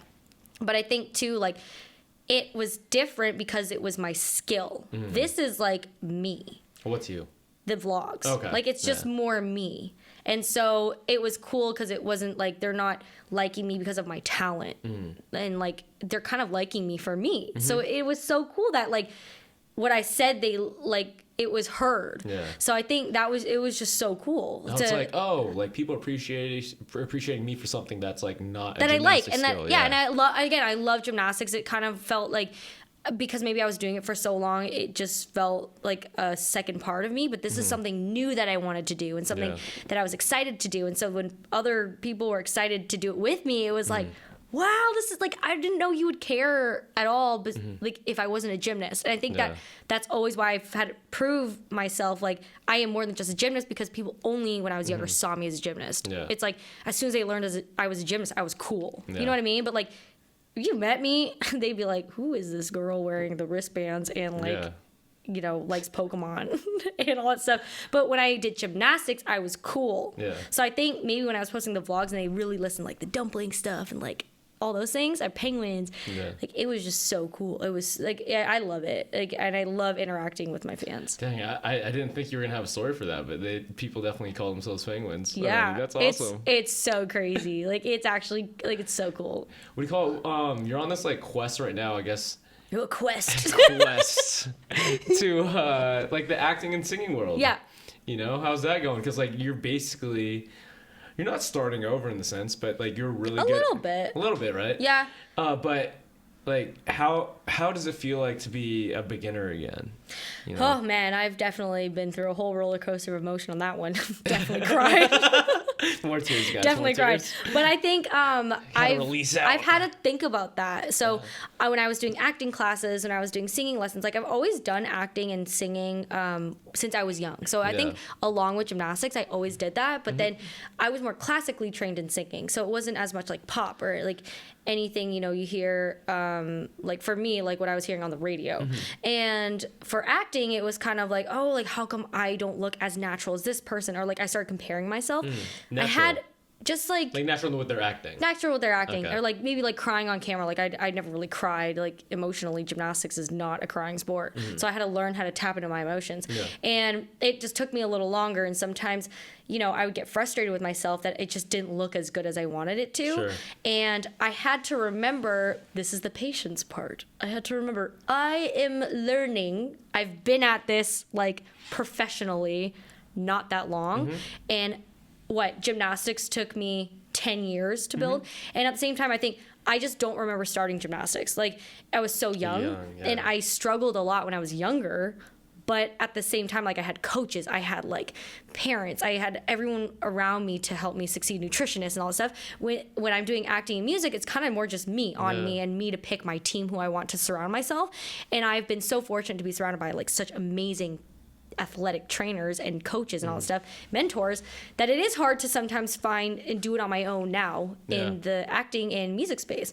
But I've again learned, like, I think no one can take away the hard work that I put into it, and that's what I've definitely learned. Like, if people, you know, I think that they're they think whatever I think they but if I think they're judging me for you after, okay? Yeah, but like, you know, if people are judging me on this journey of trying, then it's unfair, because no one can take away the hard work that I put into it, or my effort that I put into it. That's the thing. Like, I don't think you could make fun of someone for trying, because they're trying, they're doing it. Yeah, but social media, man, like, oh, make fun of you for anything.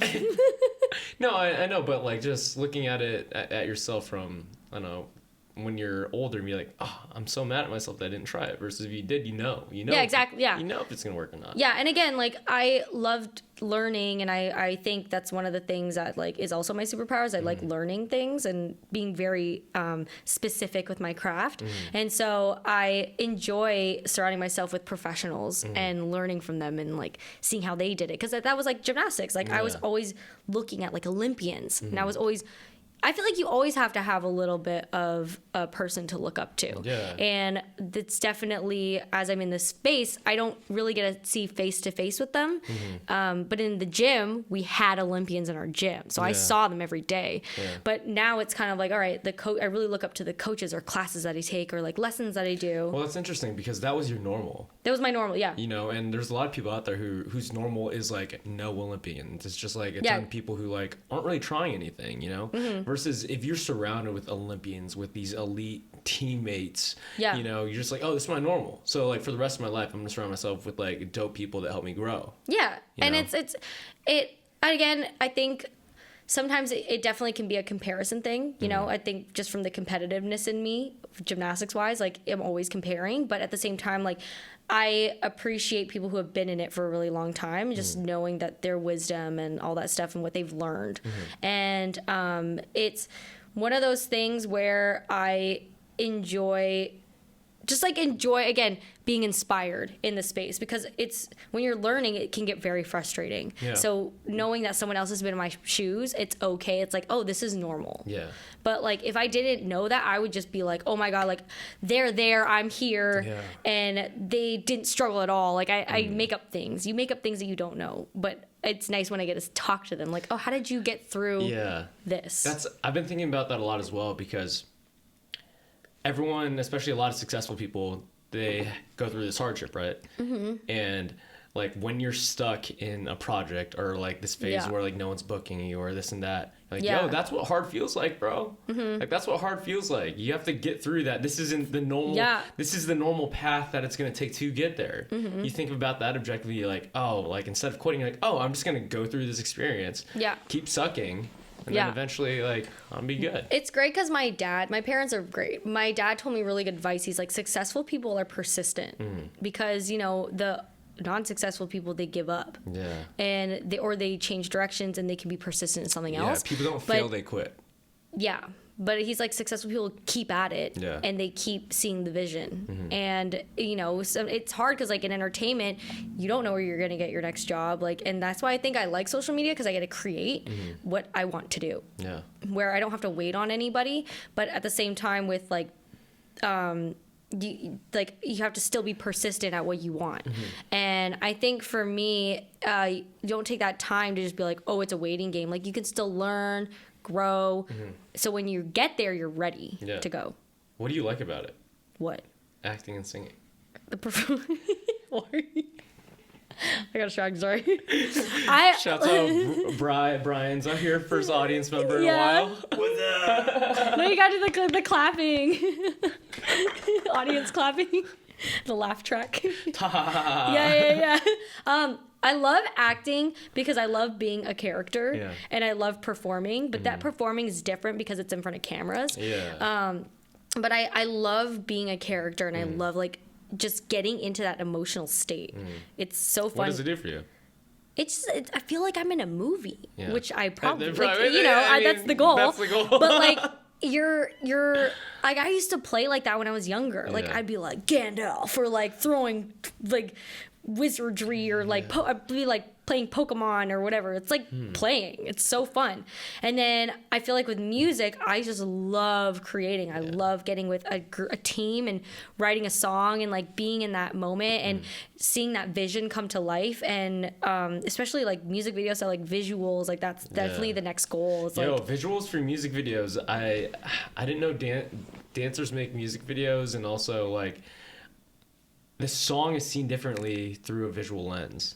Oh, 100%. I was like, there's some songs that I didn't love, and then I saw the music video for it. I was like, I fucking love this. You're like, I love this vision. Yeah. Like, so I love this song. I love them for completely different reasons, and like, again, my goal for music would be like perform. Like, What makes a song a good song? If it makes you feel something. Okay. If it makes you like, or like, oh, or like, just some emotion. Like, just some emotion. But if it's like making you go, oh, I don't know. Yeah. But I think too, because again, like, I've just really gotten into lots of sessions of songwriting, and it's one of those things where I think it was really exciting and I was feeling, and then I was getting really critical of yourself.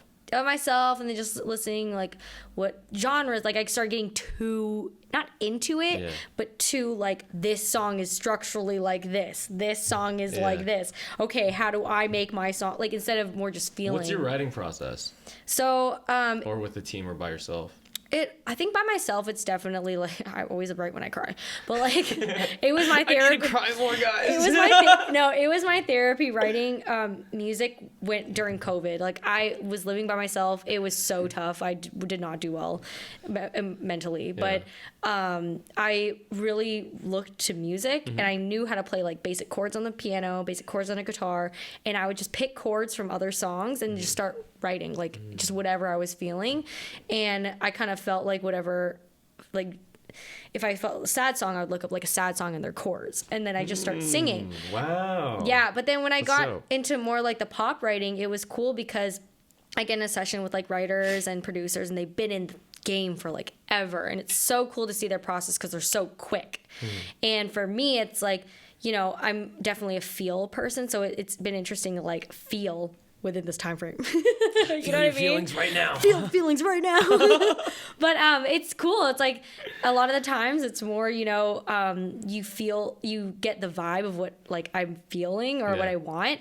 And sometimes I'll come into a session like I want a hype song, or like I want a sad song or whatever. And I figure out like what I could like kind of hear it in my head a little bit, and get different references of like, I kind of like this, and I show them a little bit of the vision first, and then we just write. It's just like, sometimes it's freestyle or just write. Just word vomit. Yeah, exactly. And sometimes we finish the songs and sometimes we don't, and I'm learning that if we don't finish the song, it's okay. So does every song have to have like a chorus, 3 verse, like with a bridge? That's what I thought actually. But no, it's changed. Okay. But I like the reason why I like K-pop, song like writing wise and music wise, is because they have all those different elements and different sections, and I really like Doja Cat's music because it also has different sections. Like, I love Doja Cat's music. Yeah, it's her dope. music's fire. But I gotta tell you a funny story about her after. Go ahead. Do you know her? No. Do you want me to tell it right now? It's up to you. Can you edit this out, or like, do you want it on camera? No. Yeah, it's fine. Oh, okay, sure. I feel like I'm hosting podcasts now. Nate, tell me about that one time about Doja Cat. I'm so curious. So I was on this Patron ad commercial for... You were on a Patron ad? Yeah, it was sick. When? I was on an Instagram ad, Super Bowl 2019, 2018. You were on a Super Bowl ad? No. It was for the Super Bowl, but it didn't end up being like on it. It was on an Instagram ad for the Super Bowl. So you were on a Super Bowl ad? Yeah, it was like we're drinking and watching football, and we're like, "Whoa, that's so Did you sick. audition? Like, how did you get hired? So, Kev was supposed to actually be on it. I'm crying. It all starts with Kev. And I don't know this man that well yet. We're not like living together, and he gives me a call. He was like, "Hey, bro, do you want to be in like a Patron commercial?" I was like, "What?" Because they're looking for another Asian, and you're his only other Asian friend. And he was like, "Yeah, they're looking for like an Asian dude." And I was like, "Yeah, dude, sure." He just sends me this guy's number. I'm like, "What the heck?" And it was my first experience of going to like a Hollywood Hills house. Wow. And we're going up the Hollywood Hills house, and there is... Sorry, I feel like there's a fluff on my face. I keep touching my nose. Fine. So itchy. But I was just so confused. So there's like basically no furniture in this house. Like... Because probably just a set house. I don't know, right? Okay. And it was just like messy. There's alcohol all over the place. But then they cleared up the area where we're doing the commercial at. Mm-hmm. I'm like, just dang. I was like, are these how commercials are? Like, it's not actually that nice. Like, they're just making it look nice through a camera. Like, literally, like this house is empty. It looks like there's like beer pong in the back. Oh yeah, it's kind of like content creators, right? You have that one wall that's like really nice, and then everything else is a mess. And I was like, wow, this looks so much nicer on like line. But that's why I love filming behind the scenes. Oh yeah, because then you really know what's going on. Yeah. And the videographer for it was like, "Oh, do you want to meet like Doja?" Because like he was her like photographer or something like that. And I don't know who she was at the time. That was 2018, 2019. Yeah. And I was like, "Oh, nah, like I don't know who that is. Like it's cool." Nay, you could have met Doja Cat. Yeah, I'm not regretting it. It's okay. All right. Yeah, you wouldn't have known her anyways. Yeah. You probably been like, oh. Would you have known like Zero. Now? Oh yeah. Like, oh, that's... Well, I guess you remembered the story, so yeah. The story. Never mind. Yeah, so that was my experience. That's pretty cool. Almost meeting. Peng just kicked the table. Oh, the table's hard. What are you most excited for in your life right now? For my knee to feel better after hitting this table. I'm excited. That was good timing. I'm excited for my quest next year. Your quest? Yeah, for my quest. I don't know why I said quest. Because I'm an adventurer. I scream adventure. Yeah, you do. You know? So, yeah, I'm excited for just different projects that I'm about to, like, come out with. Yeah. And I'm excited to, Are you allowed to talk about any of them? No, not yet. Okay. I'm still working on it. So I don't want to say anything yet. That's real. Yeah. What do you find important about creating things? Or being creative? Making things out of nothing. I think the importance of creating is I like to share. Like, I like sharing different ideas and inspiring others. So I feel like creating wise, I like it when others get, like, they feel something out of it. And it's like, oh, that was so cool. I want to try it. Or like kind of getting other people inspired that they can do other things. I don't know. Yeah. Just from your creativity, you just want others to get emotion by it, just like any other entertainment. Yeah, but I also think, too, for me personally, it's important to create because I need that outlet. Like, I feel like creating has helped me mentally because if I am in the same mundane process every single day, like, I go crazy. But if I'm creating, it's, like, a different thing every day. Like, I get to try different, like, dance trends or different transitions or, like, maybe not transitions. Maybe it's, like, singing. Maybe it's, like, something different. I feel like the creating part really helps me get that outlet and get my emotions out when I'm feeling like it's like getting the zoomies. Like this, it's like my that's your zoomies way of like feeling good. Yeah. Do you ever think about where ideas come from? No, but I feel like I'm in a philosophy class right now. No, because you think about it, you're just like, for example, you're thinking of where the thoughts are coming from that you have thought back then in the past, what you are thinking now in the present. No, just like you, for example, that one day you thought about having followers called penguins, and you just took it and you made it real, and now it's a thing. And I don't know, maybe there's some other girl named Peng in a different lifetime, or like 2 years from now, or after that thought, I'm like, oh, penguins would be really dope, and like she would take it. I don't think I've ever really thought where thoughts have come from. Because like there's these things in your head and you think of it, and then sometimes you grab it and decide to make it real, and sometimes they just go away and fly away. That's true. You know? That's like a dream. Yeah. I have very vivid dreams. I haven't dreamt in a long time, or haven't remembered my dreams in a long time. Really? No, probably like months. I years. dream every single day. I really should do some get ready with me's and talk about my dreams, but some dreams are concerning, so like I don't want to talk about some of my dreams. But I think I feel like ideas, I think they come from like they're inspired by other things. Yeah. Like I feel like subconsciously you go through life and you see things, and it could just be maybe from your baby or maybe from back then, but like they pop in your head because I feel like they accumulate in your brain. Yeah, for sure. It's just like past experiences. Yeah. But like, do you read it all? I feel like I'm being exposed. Okay, that's I don't like this podcast anymore. No, I don't read. So I have been making it a New Year's resolution for the past 5 years to read a book. I have read. You don't need to read. I have read 3/4 of a book. Hey, I'm not trying to call you out right now. No, I read this book. I read this book called Hashtag because I was learning about social media, and it was all about how to grow my followers. Nice. And I remember reading that book, but I only got 3/4 of the way, and then I gave up. And then my friend told me when I was going through like my mid-20s crisis to read this 20s crisis book, and I bought it. I just didn't read it. Okay. And now I'm not in my 20s anymore. You still have the book. I just still have the book. That book won't have a lot of memory. You could just give that away to anyone. So what's your point? My point is with the reading. So you could get your content from anywhere. You could get it from like podcasts, this and that. I wasn't calling you out for reading, but I read this book by Elizabeth Gilbert, and she wrote Eat, Pray, Love in the movie and everything like that. Mm-hmm. She talks about ideas. She talks about how she like took these ideas, wrote like this book basically, and it was like done. And some other lady, like a few years down the road, publishes a book, and it's almost exactly the same story, like same place in Brazil, this and that, blah blah. They've never met each other, blah this and that. Wow. And then they finally meet each other, and they compared, and it's basically the exact same story, except like the characters' names are different and this and that. Wow. And it's I've never actually. That's Eat, Pray, Love. That's like the concept. No, it's not. Oh. The person who wrote Eat, Pray, Love wrote this book. That should be a movie. You know, and it makes me think about ideas a lot too, because you think of something and you might think it's really cool, and if you don't take it and make it real, someone else might take it and make it real for them.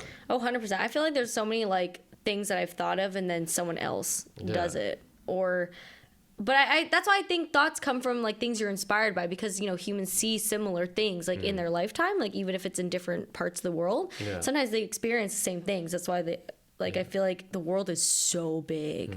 You just don't know what everyone's doing, but they could be doing the exact same thing. Yeah. There's another Nathaniel. Do you ever think about that a lot? Like a doppelganger? Or the multiverse?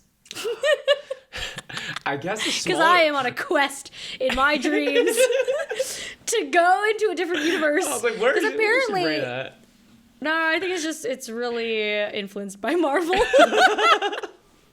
Maybe that's why I don't have those dreams, because like I've never really watched any of the Marvel movies. No, okay, I mean, that's stretching it a little bit. But they said in the Marvel universe, like, if it, like, when you sleep and dream, that's actually you in a different universe. Or I don't know if it was Marvel, maybe it was Marvel, but it's also like that thing, everything, everywhere, all at once. It's kind of like when they were like, had sausage fingers. It's kind of like when you're dreaming just crazy stuff. And I thought about it, and I'm like, Whoa, maybe that's true. So I've been really trying. I do lucid dream sometimes. Okay. But I've been really trying in my dream to What's figure lucid dreaming again? Lucid dreaming is when you know you're dreaming and you can control your dreams. Like that's sick.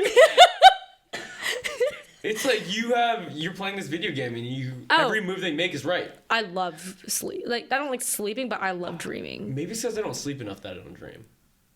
I don't know. Some people don't dream.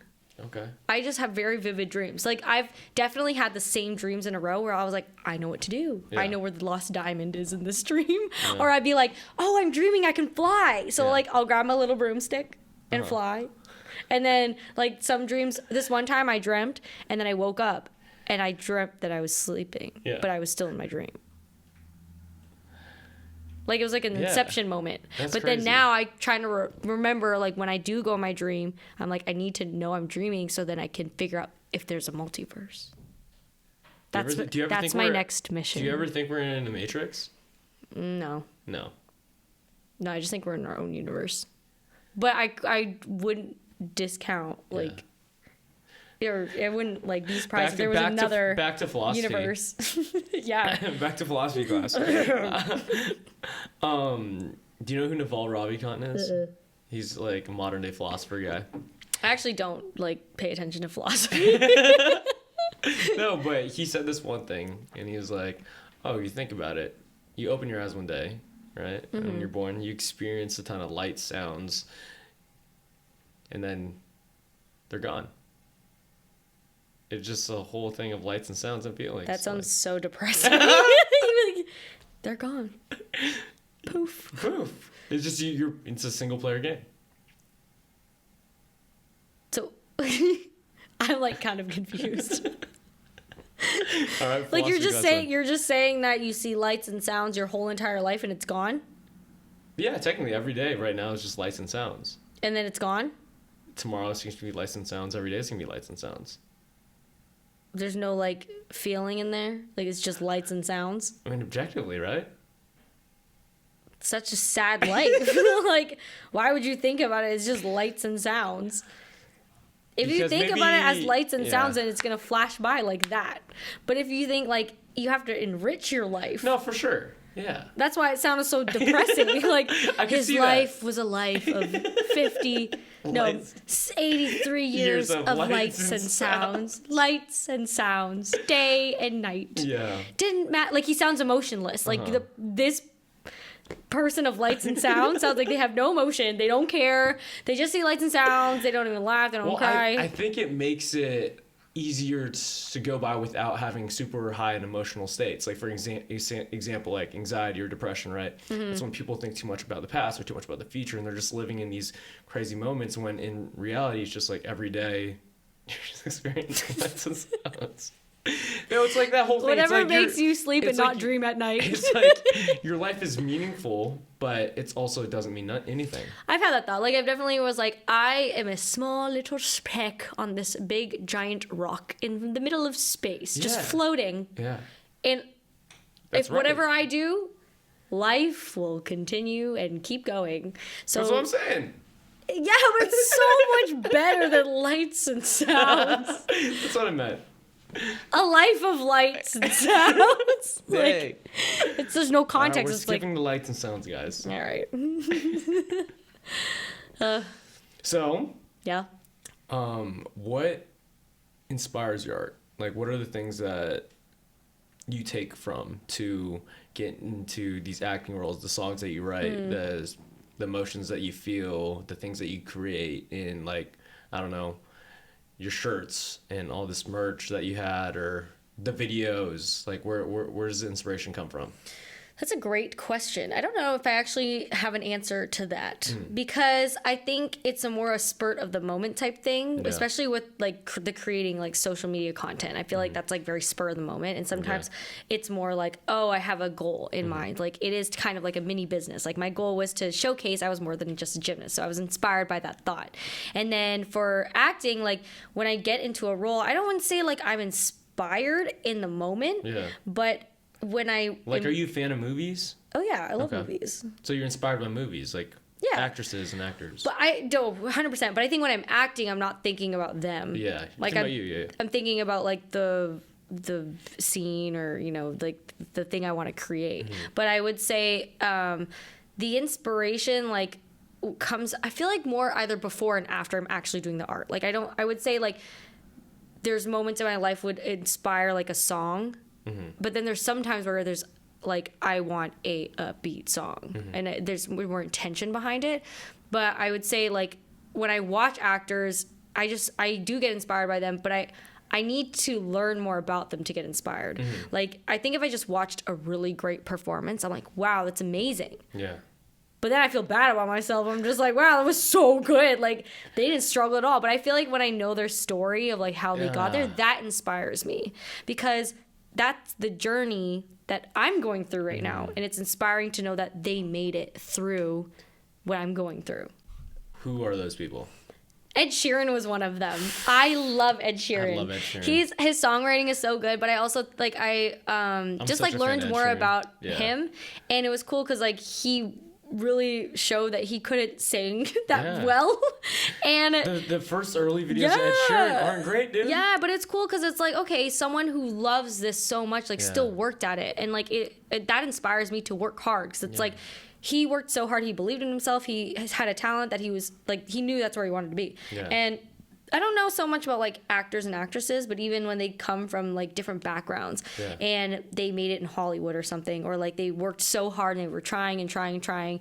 And all of a sudden, like this one thing got their big break. But it's those stories that I like because it's not like, again, when I was a gymnast, people looked at me being very successful, but I'm like, you don't know how much I've been through to get there.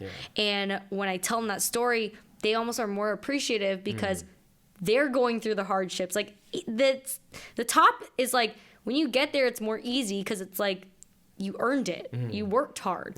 But it's the hard work that's the hardest. That's why it's called hard work. But that's why I get inspired when people talk about that. So that's what inspires me to keep going. And what inspires my creativity every day, because like if I get frustrated, I remember those stories. Yeah, that's the thing that pulls my heartstrings for sure. Like the Rockies of the world. Like the Rocky Balboa. It's just like the underdog mentality for it. It's like I'm gonna prove to not just like other people, but to myself mostly. I definitely have underdog mentality in this new space. Yeah, but in gymnastics, I think I earned that, and I was underdog at one point, but then I earned it, and I was very confident. So, but I know that confidence comes with like that hard work and uncomfortableness. But I just don't remember in gymnastics because it's like, it was so long ago. It felt like it was long ago. Do you make content that you're entertained by? Because like, I always feel like to entertain others, you have to be entertained yourself. Like, you know, I've definitely made content where I was not entertained. And it showed. Like, it 100% showed that I did not enjoy what I was doing.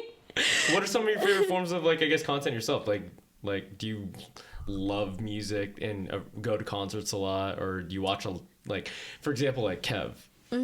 He watches every single movie out there, like, 10 times. And then gives me, like, the whole background story and this and that. I can watch a movie, like, 10 times. Really? Too. Yeah, that's why Kevin and I were great roommates. Yeah. That's why you got kicked out. We just stayed watching the same Avatar episodes. Yeah. Like, that just sounds... boring? Not necessarily boring. Like, I feel like I got it the first time, bro. Oh, I think maybe it's just comfortable. Yeah. Like, it's just kind of, I don't have to pay attention. So when I have it in the background or something, like, I can just do something else and unwind. It's like...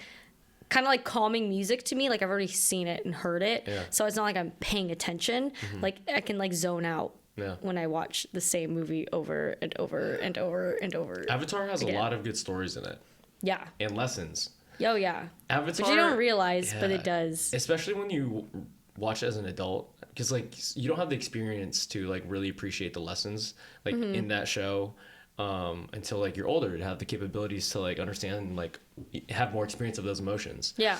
Like for example, I think Harry Potter is one of the best self-help books ever, man. Oh, wow. Yeah. Like when you... I did read Harry Potter, but I don't remember them. So over COVID, I didn't read at all, right? Mm-hmm. And then when COVID happened, You didn't read before COVID? No. Dude, you read so much now. Like, I'm shocked by that fact. You have a wall of books. Yeah, so that most of them are from COVID. Like, oh, wow. You read that many books? 50 books. Oh my God. In 2020. Dang, and then my New Year's resolution was to read one book for the past 5 years. So I didn't read before that though. Wow. So I never read Harry Potter. Okay. So I read all the Harry Potter books in like 14 days. Oh my God. And I was just reading all day. And like I was tearing up. That's one time I teared up. These kids are having their friends die, you know, and about sacrifice and friendship and being a team player and all these things. I was like, God damn, this is the best self-help book ever, man. These wizards are teaching me some shit. I'm crying. I mean, I can't even like judge. I literally cried when Ash Ketchum had to like set Butterfree go that one episode of Pokemon. I was like 7. I don't know anything about Pokemon, so I can't relate. For you and my guys out there, you can relate. Oh, man. Yeah, then I'd pick up an actual self-help book and I was like, I learned more in Harry Potter. Yeah. I mean, I think you can learn anything. Honestly, I feel like I just like those types of movies because it just puts me in a whole different world. I like being immersed in something completely different than like this world. I do like this world, but like... If you had a superpower or anything, like, what would it be? Well, now if the multiverse exists, like, I would want to like fly through space. Okay. Like, not just really fly... understand the multiverse because I haven't watched it. Like, what is the multiverse? It's like saying there's like our life that we're living. Mm-hmm. It's the same life, but on a different, like in a different universe. Do you get lost in those ideas? Ideas? Like, because that's an idea, right? Mm-hmm. You don't necessarily know it's true. Yeah, no, not at all. Yeah, so like, do you get lost in it? Yeah, sometimes. But it's kind of like theories. Yeah. Like, I think that's a scary place. That's why I choose to stay away from it. Oh, why so scary? Yeah, because like you're like, oh, like what's happening in this other universe right now? Oh, and you don't know. And I don't know. And like, does it affect me right now? Like, am I in the actual real one, or is it not, you know? Oh my gosh. So like, I feel like I could get stuck there. You and I think very differently, my friend.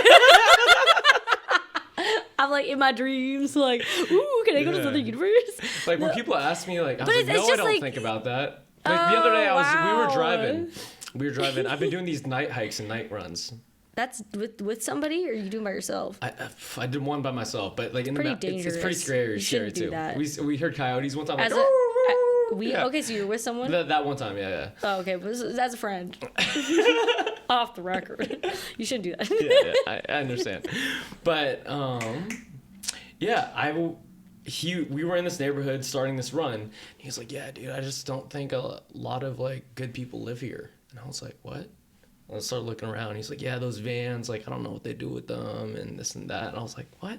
I was like, now my head is in his head. And, like, I'm thinking that story about this place that we're in. So the whole time, I'm just stuck in the multiverse. You know? But that's not the multiverse. That's just scary land. That's what I meant. Like that's... It's just, like, unknown. You're just living in the unknown. Yeah. I think... But it could be true. But the unknown is... Like, the idea of it is, like, crazy to think about. Again, like, I'm just fascinated with space. So I think the multiverse is just so interesting to me. Yeah. But, like, there are definitely... Would you ever want to go to space? Would you ever want to go on Mars? Yeah, I said that when I was younger, like, I'd want to die in a black hole. Because... And they were like, oh, but Peng, you're gonna get crushed. I'm like, if I'm already dying, like, I'm dying in the next week. Like, that's, like... Put me in a black hole, bruh. Yeah, just put me in a black hole. Because maybe I'll end up somewhere. I don't know. I don't think I paid attention to too many science classes because, like, I met this one guy who trains at my gym. Mm-hmm. And he's, like, really into science, and I think he does some tech stuff. Mm-hmm. And he got his first tattoo, and it's of a black hole. Oh, interesting. And he's just fascinated by black holes. Yeah, it's really interesting. You know, and I'm just like, what? Like, I don't even know. He's telling me about all the science and physics about it, and I have no clue what I've definitely looked it up. Really? Like, I'm not gonna lie. Do I remember it? No. But like, but I am very fascinated. Like, I think too, like, it's so interesting to me. Maybe because we don't know. Yeah. Like, I'm so curious. Mm-hmm. Maybe the unknown to me. There are some unknown things that I just don't want to know about. But like that part, like the ocean. Like, I'm so curious. Like, what is at the bottom of the ocean? Yeah. What is at the edge of space. Like, I'm so curious. Yeah. Like, it doesn't scare me. Like, it's more just like, ooh, what's there? Yeah. Surfing sometimes, like, you look down, I'm like, I don't know what's down there. It's kind of scary sometimes. I don't know. I recently, as an adult, I've heard a lot of adults say that, and I'm like, should I be more scared of the ocean? Yeah, like, I'm on there, and I'm just like... creepy shit. Definitely. Yeah. But if you see one, that's kind of cool. What if it eats you, though? Well, then don't put yourself in that position. I don't know. I don't go surfing that much. Like, I've been on a boat. One time I saw this fin come towards me, surfing, and I started freaking out. Well, there's a dolphin.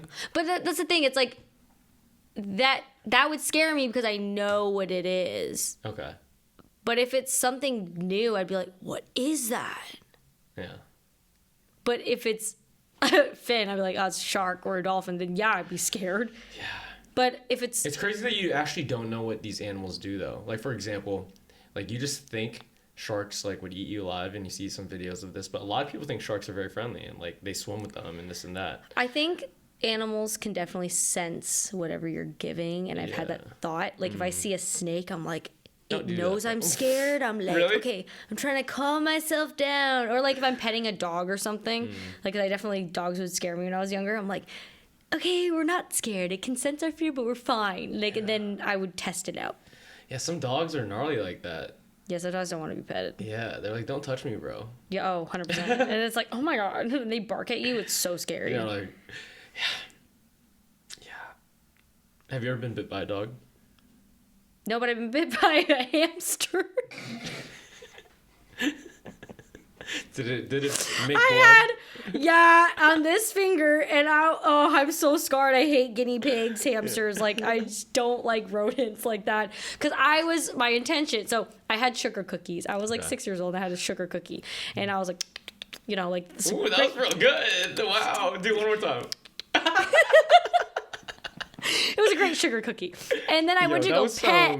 That was some good ASMR, guys. Thank you. I went to go pet the hamster and guinea pig. And it bit me. It was sleeping. And I went to go pet it and it just went right here. Like, it just pierced my finger. Yeah. Pierced. Blood came out. I hate it. They definitely scare me. More than dogs? Oh, yeah. Guinea pigs scare me. And then maybe... No, it's mainly guinea pigs. I've picked up snakes before. Like, I've grabbed them. I don't like snakes. They're weird texture. They're so cool. Why do you think you like playing video games a lot? That was a big change. You know what's funny? When I came here, you're like, oh, give me 15 to 20 minutes before this podcast. And you're like, I'm prepping. I'm like, okay, you have no questions. I've been asking you questions. No, I know, but like, did you memorize all these questions? Some of them, yeah. Wow, good for you.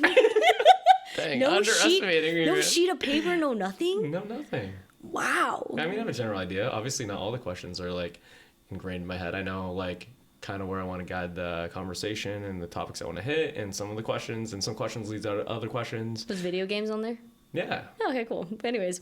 So, yeah, I started playing video games when I was young. And then I saw the Kirby hat again. And then I was like, yeah, let's go there. Yeah, so my parents played video games. My parents had the old Nintendo. Yeah. And it was funny because GameCube?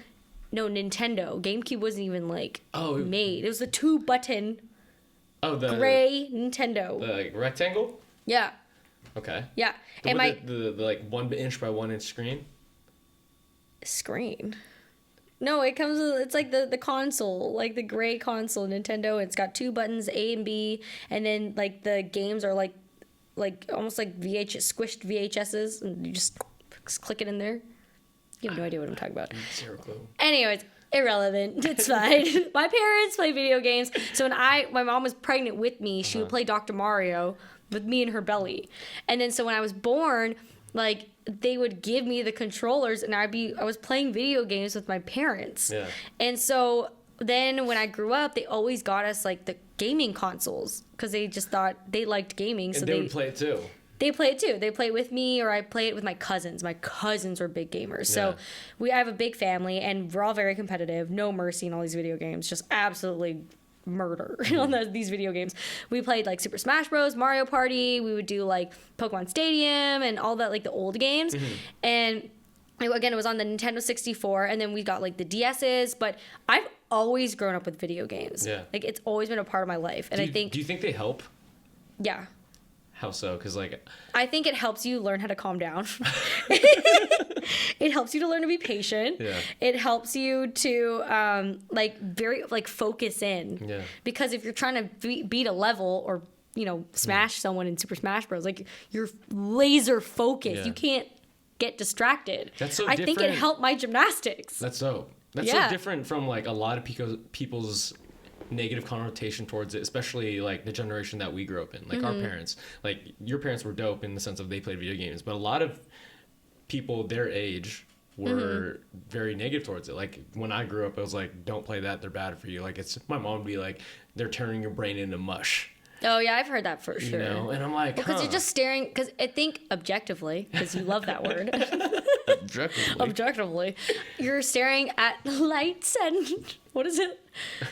The lights and sounds. You're just staring at lights and sounds. Like if you look at a person playing video games, they're literally just sitting there. Yeah. But I do think you're actually using your brain, because like when you play video games, you have to figure stuff out. Yeah. It's not like there are some games where it's very leisurely, but like there are some games where it's hard and it's like a puzzle. So it's kind of doing the same thing as a puzzle. You're just not like physically moving. Just your thumbs and your brain. Yeah. And maybe your body if you're mad at the TV. Oh yeah. I did play Dance Dance Revolution a couple times. Oh yeah, that's fun. Yeah. It's too much physical. I was sweating buckets. Like bruh. Video games is supposed to be like, I mean, they can get really frustrating, but like a fun I do really activity. like Mario Kart.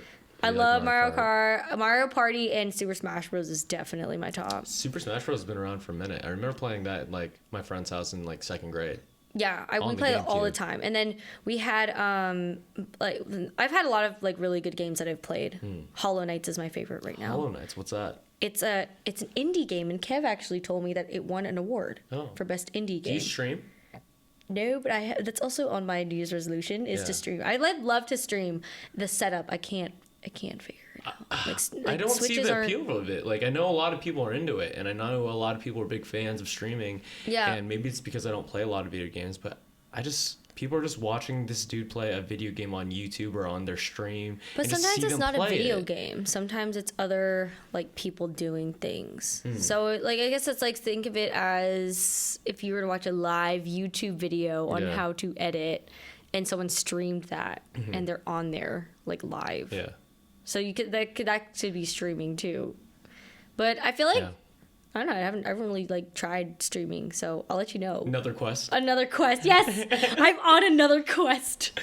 What do you call it for this next quest or this next chapter after gymnastics and stuff like that? Do you ever miss past experiences, or I wish I could go back there and relive that for a moment? Yeah, all the time. I think that makes me sad though, so I try not to do that much, because sometimes I'm like, that was such a good moment, or like, wow, that feeling of winning that national championship was nuts, or like us qualifying to the Olympics was nuts, like, or just like, going back to the days when you're young and all that stuff, and like you're just being reckless and you just everything's new. Yeah. I definitely have been, like, that'd be so fun to go back, but then it makes me sad. Yeah. Because I had such a good childhood. Like, don't you think you could get that high from like a new experience though?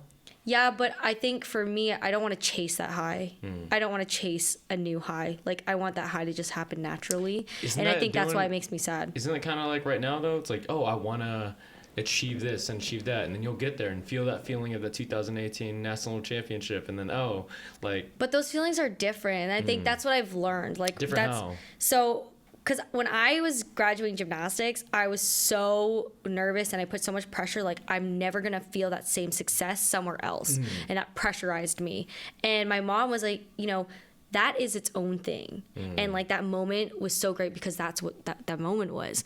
And like even if you have like a great game night or something, it was a great time and you try to recreate it, it's never going to happen because you can't recreate that moment because that moment is literally meant for that one time. So that's why I don't try to recreate moments, because one, it makes me sad. Two, you're always going to be chasing if you're recreating that exact same feeling, but there's never going to be a time where you're going to have that exact same circumstance because you didn't know. Yeah. So that's why I try not to think about that. But you could go back and appreciate it.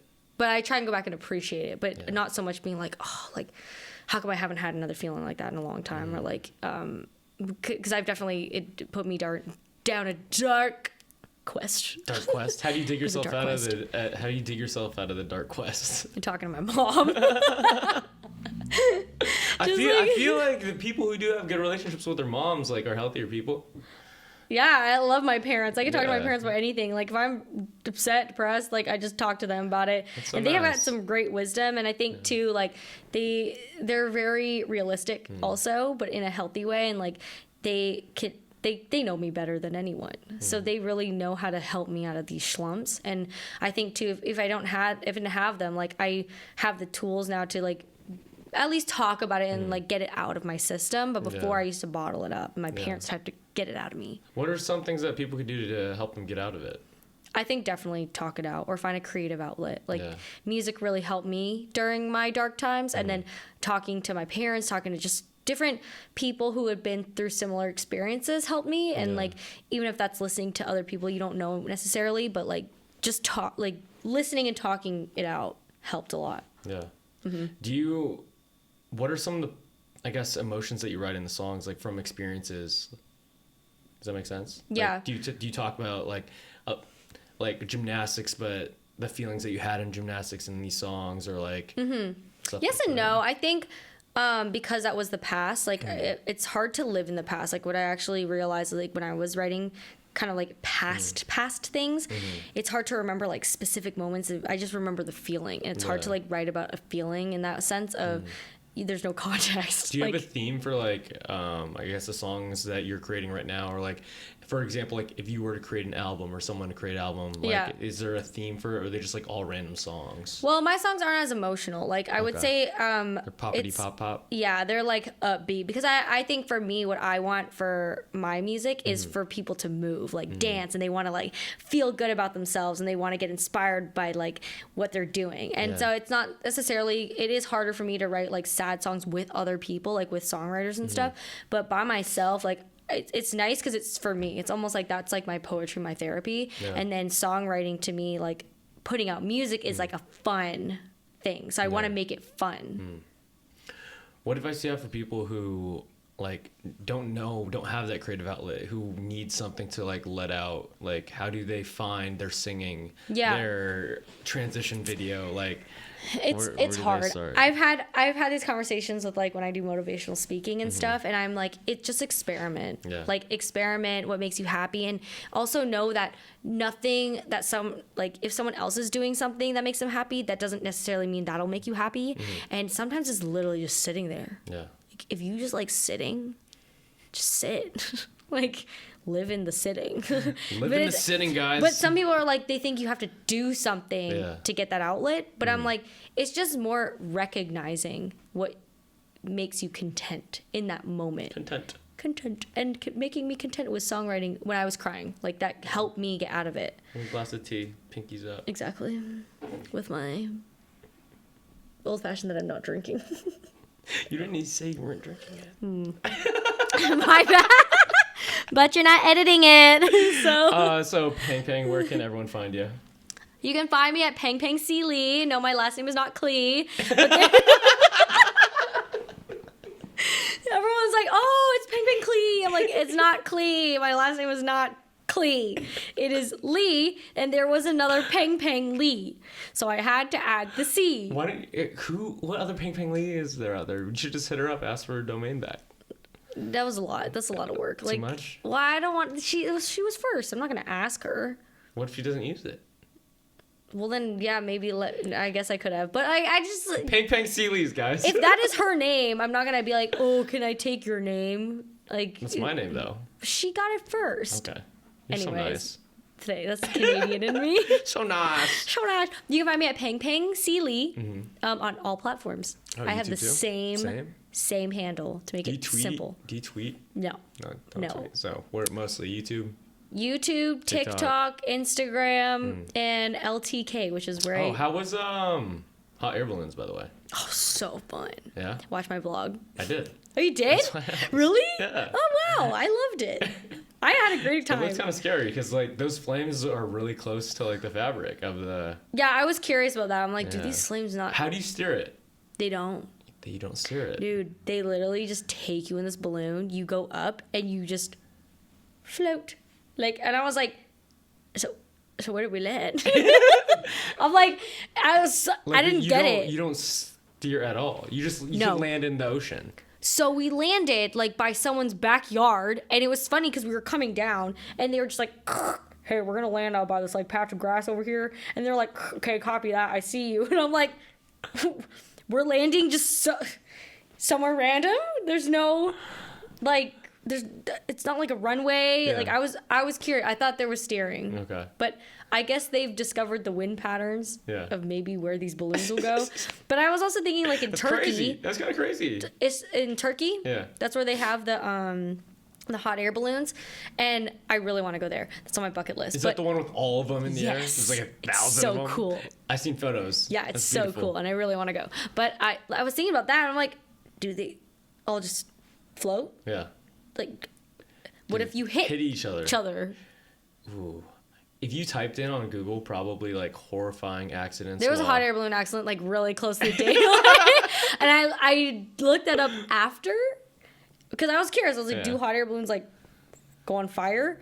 And there was a hot air balloon accident like really close to when we. Yeah, wasn't there a big one that had a ton of like $1 million art pieces in it? The Heffenberg, I don't know. They had. Why would you put $1 million? What? They put $1 million paintings? It was a transportation hot air balloon. But they don't steer, so why? That doesn't make any sense. No, it was like, you know, the ones that have the big signs. Like a blimp? A blimp. Oh, not blimp. Yeah, blimp. It could be blimp, not a hot air balloon. Did you know that there's only like 117 pilots for blimps? So do blimps pilots make bank? I gotta look this up. Maybe. It's like, there's only like 193. How do you know that? Someone told me a random fact one day, and it was like, that is so random. That makes sense, though. I haven't seen a lot of blimps in my life. Less than 100. Less than 10. That is true. But that blimps are different than hot air balloons. Yeah. So they don't use hot air. I don't know what they use, but they can steer. Okay. Like, that's a bigger thing. So that makes more sense to me. Why do you think hot air balloons were created? We're going to look this up after. Probably because they wanted to fly. I would do that if I couldn't fly. But you can't steer. But they just wanted to go up. And they realized that heat rises. Makes things lighter. I don't know, Nate. So when people watch your YouTube content, what should they expect versus like TikTok or Instagram? Like, what's the themes of each? Okay, so TikTok I feel like is more a badass version of me. Like, I can be a little more like... Yeah, Peng Peng is a little frisky. She has some pigtails sometimes. Yeah, I got some pigtails. Like I feel like... Kirby's are not there. Kirby's are not there, and it's not like a cute... I mean, sometimes it's cutesy, but like, I feel like I could be a little more daring. On TikTok. Because, again, I didn't follow anyone, so I just... a different character. Yeah, and my family doesn't see me on that app because they don't have TikTok. It's like... I mean, I'm really not that risque, guys. Like, I'm still PG. I'm still very PG. But I think Instagram is more like wholesome. Okay. Because my family's on there. I don't need to hear it. But like, I also think Instagram I've just had for longer. It just, that's always been like the wholesome, like smile, or like, I'm trying to, get a little more like the model-y artist. Model-y-esque. Yeah. Vibe on it. It's coming. It's been giving. Yeah, I've been receiving. All right, great. But then on YouTube, I feel like sometimes it's very comedy. Yeah. Like, I love, like... You're funny, dude. Thanks. My friends have actually said, like, I should try a stand-up. I think you should. Absolutely not. You want to do it together? No. Okay. I'm shutting it down now. That was quick. Yeah, it's too scary. But I love comedy acting. Like, that's my... Can we do it one time? No. Okay. I do like doing things one time. Yeah, just one time for the one time. I've had the blessing of traveling with Peng for 2. Yeah, Nate didn't realize how funny trips. I was. Yeah, He's never laughed so hard in his life. She's not wrong. It was definitely hilarious. I was like, wow, you're funny. Thanks, But you know what's funny? That's what people say when they meet me. Yeah. Oh, you're funny. And I'm like, do I not look funny? I've known Peng for 3 years. I'm like, And that's what I always think too. I'm always like, okay, that's like a first impression thing, right? Yeah. And like, so then your first impression of me was, do I have no personality? Like I'm not funny. So but I've gotten that comment lots of times. My first impression of you was very outgoing, for sure. You'd be like, hi, my name's blah, blah, blah, blah, blah. I was like, whoa. Hello, nice to meet you too. What was your name again?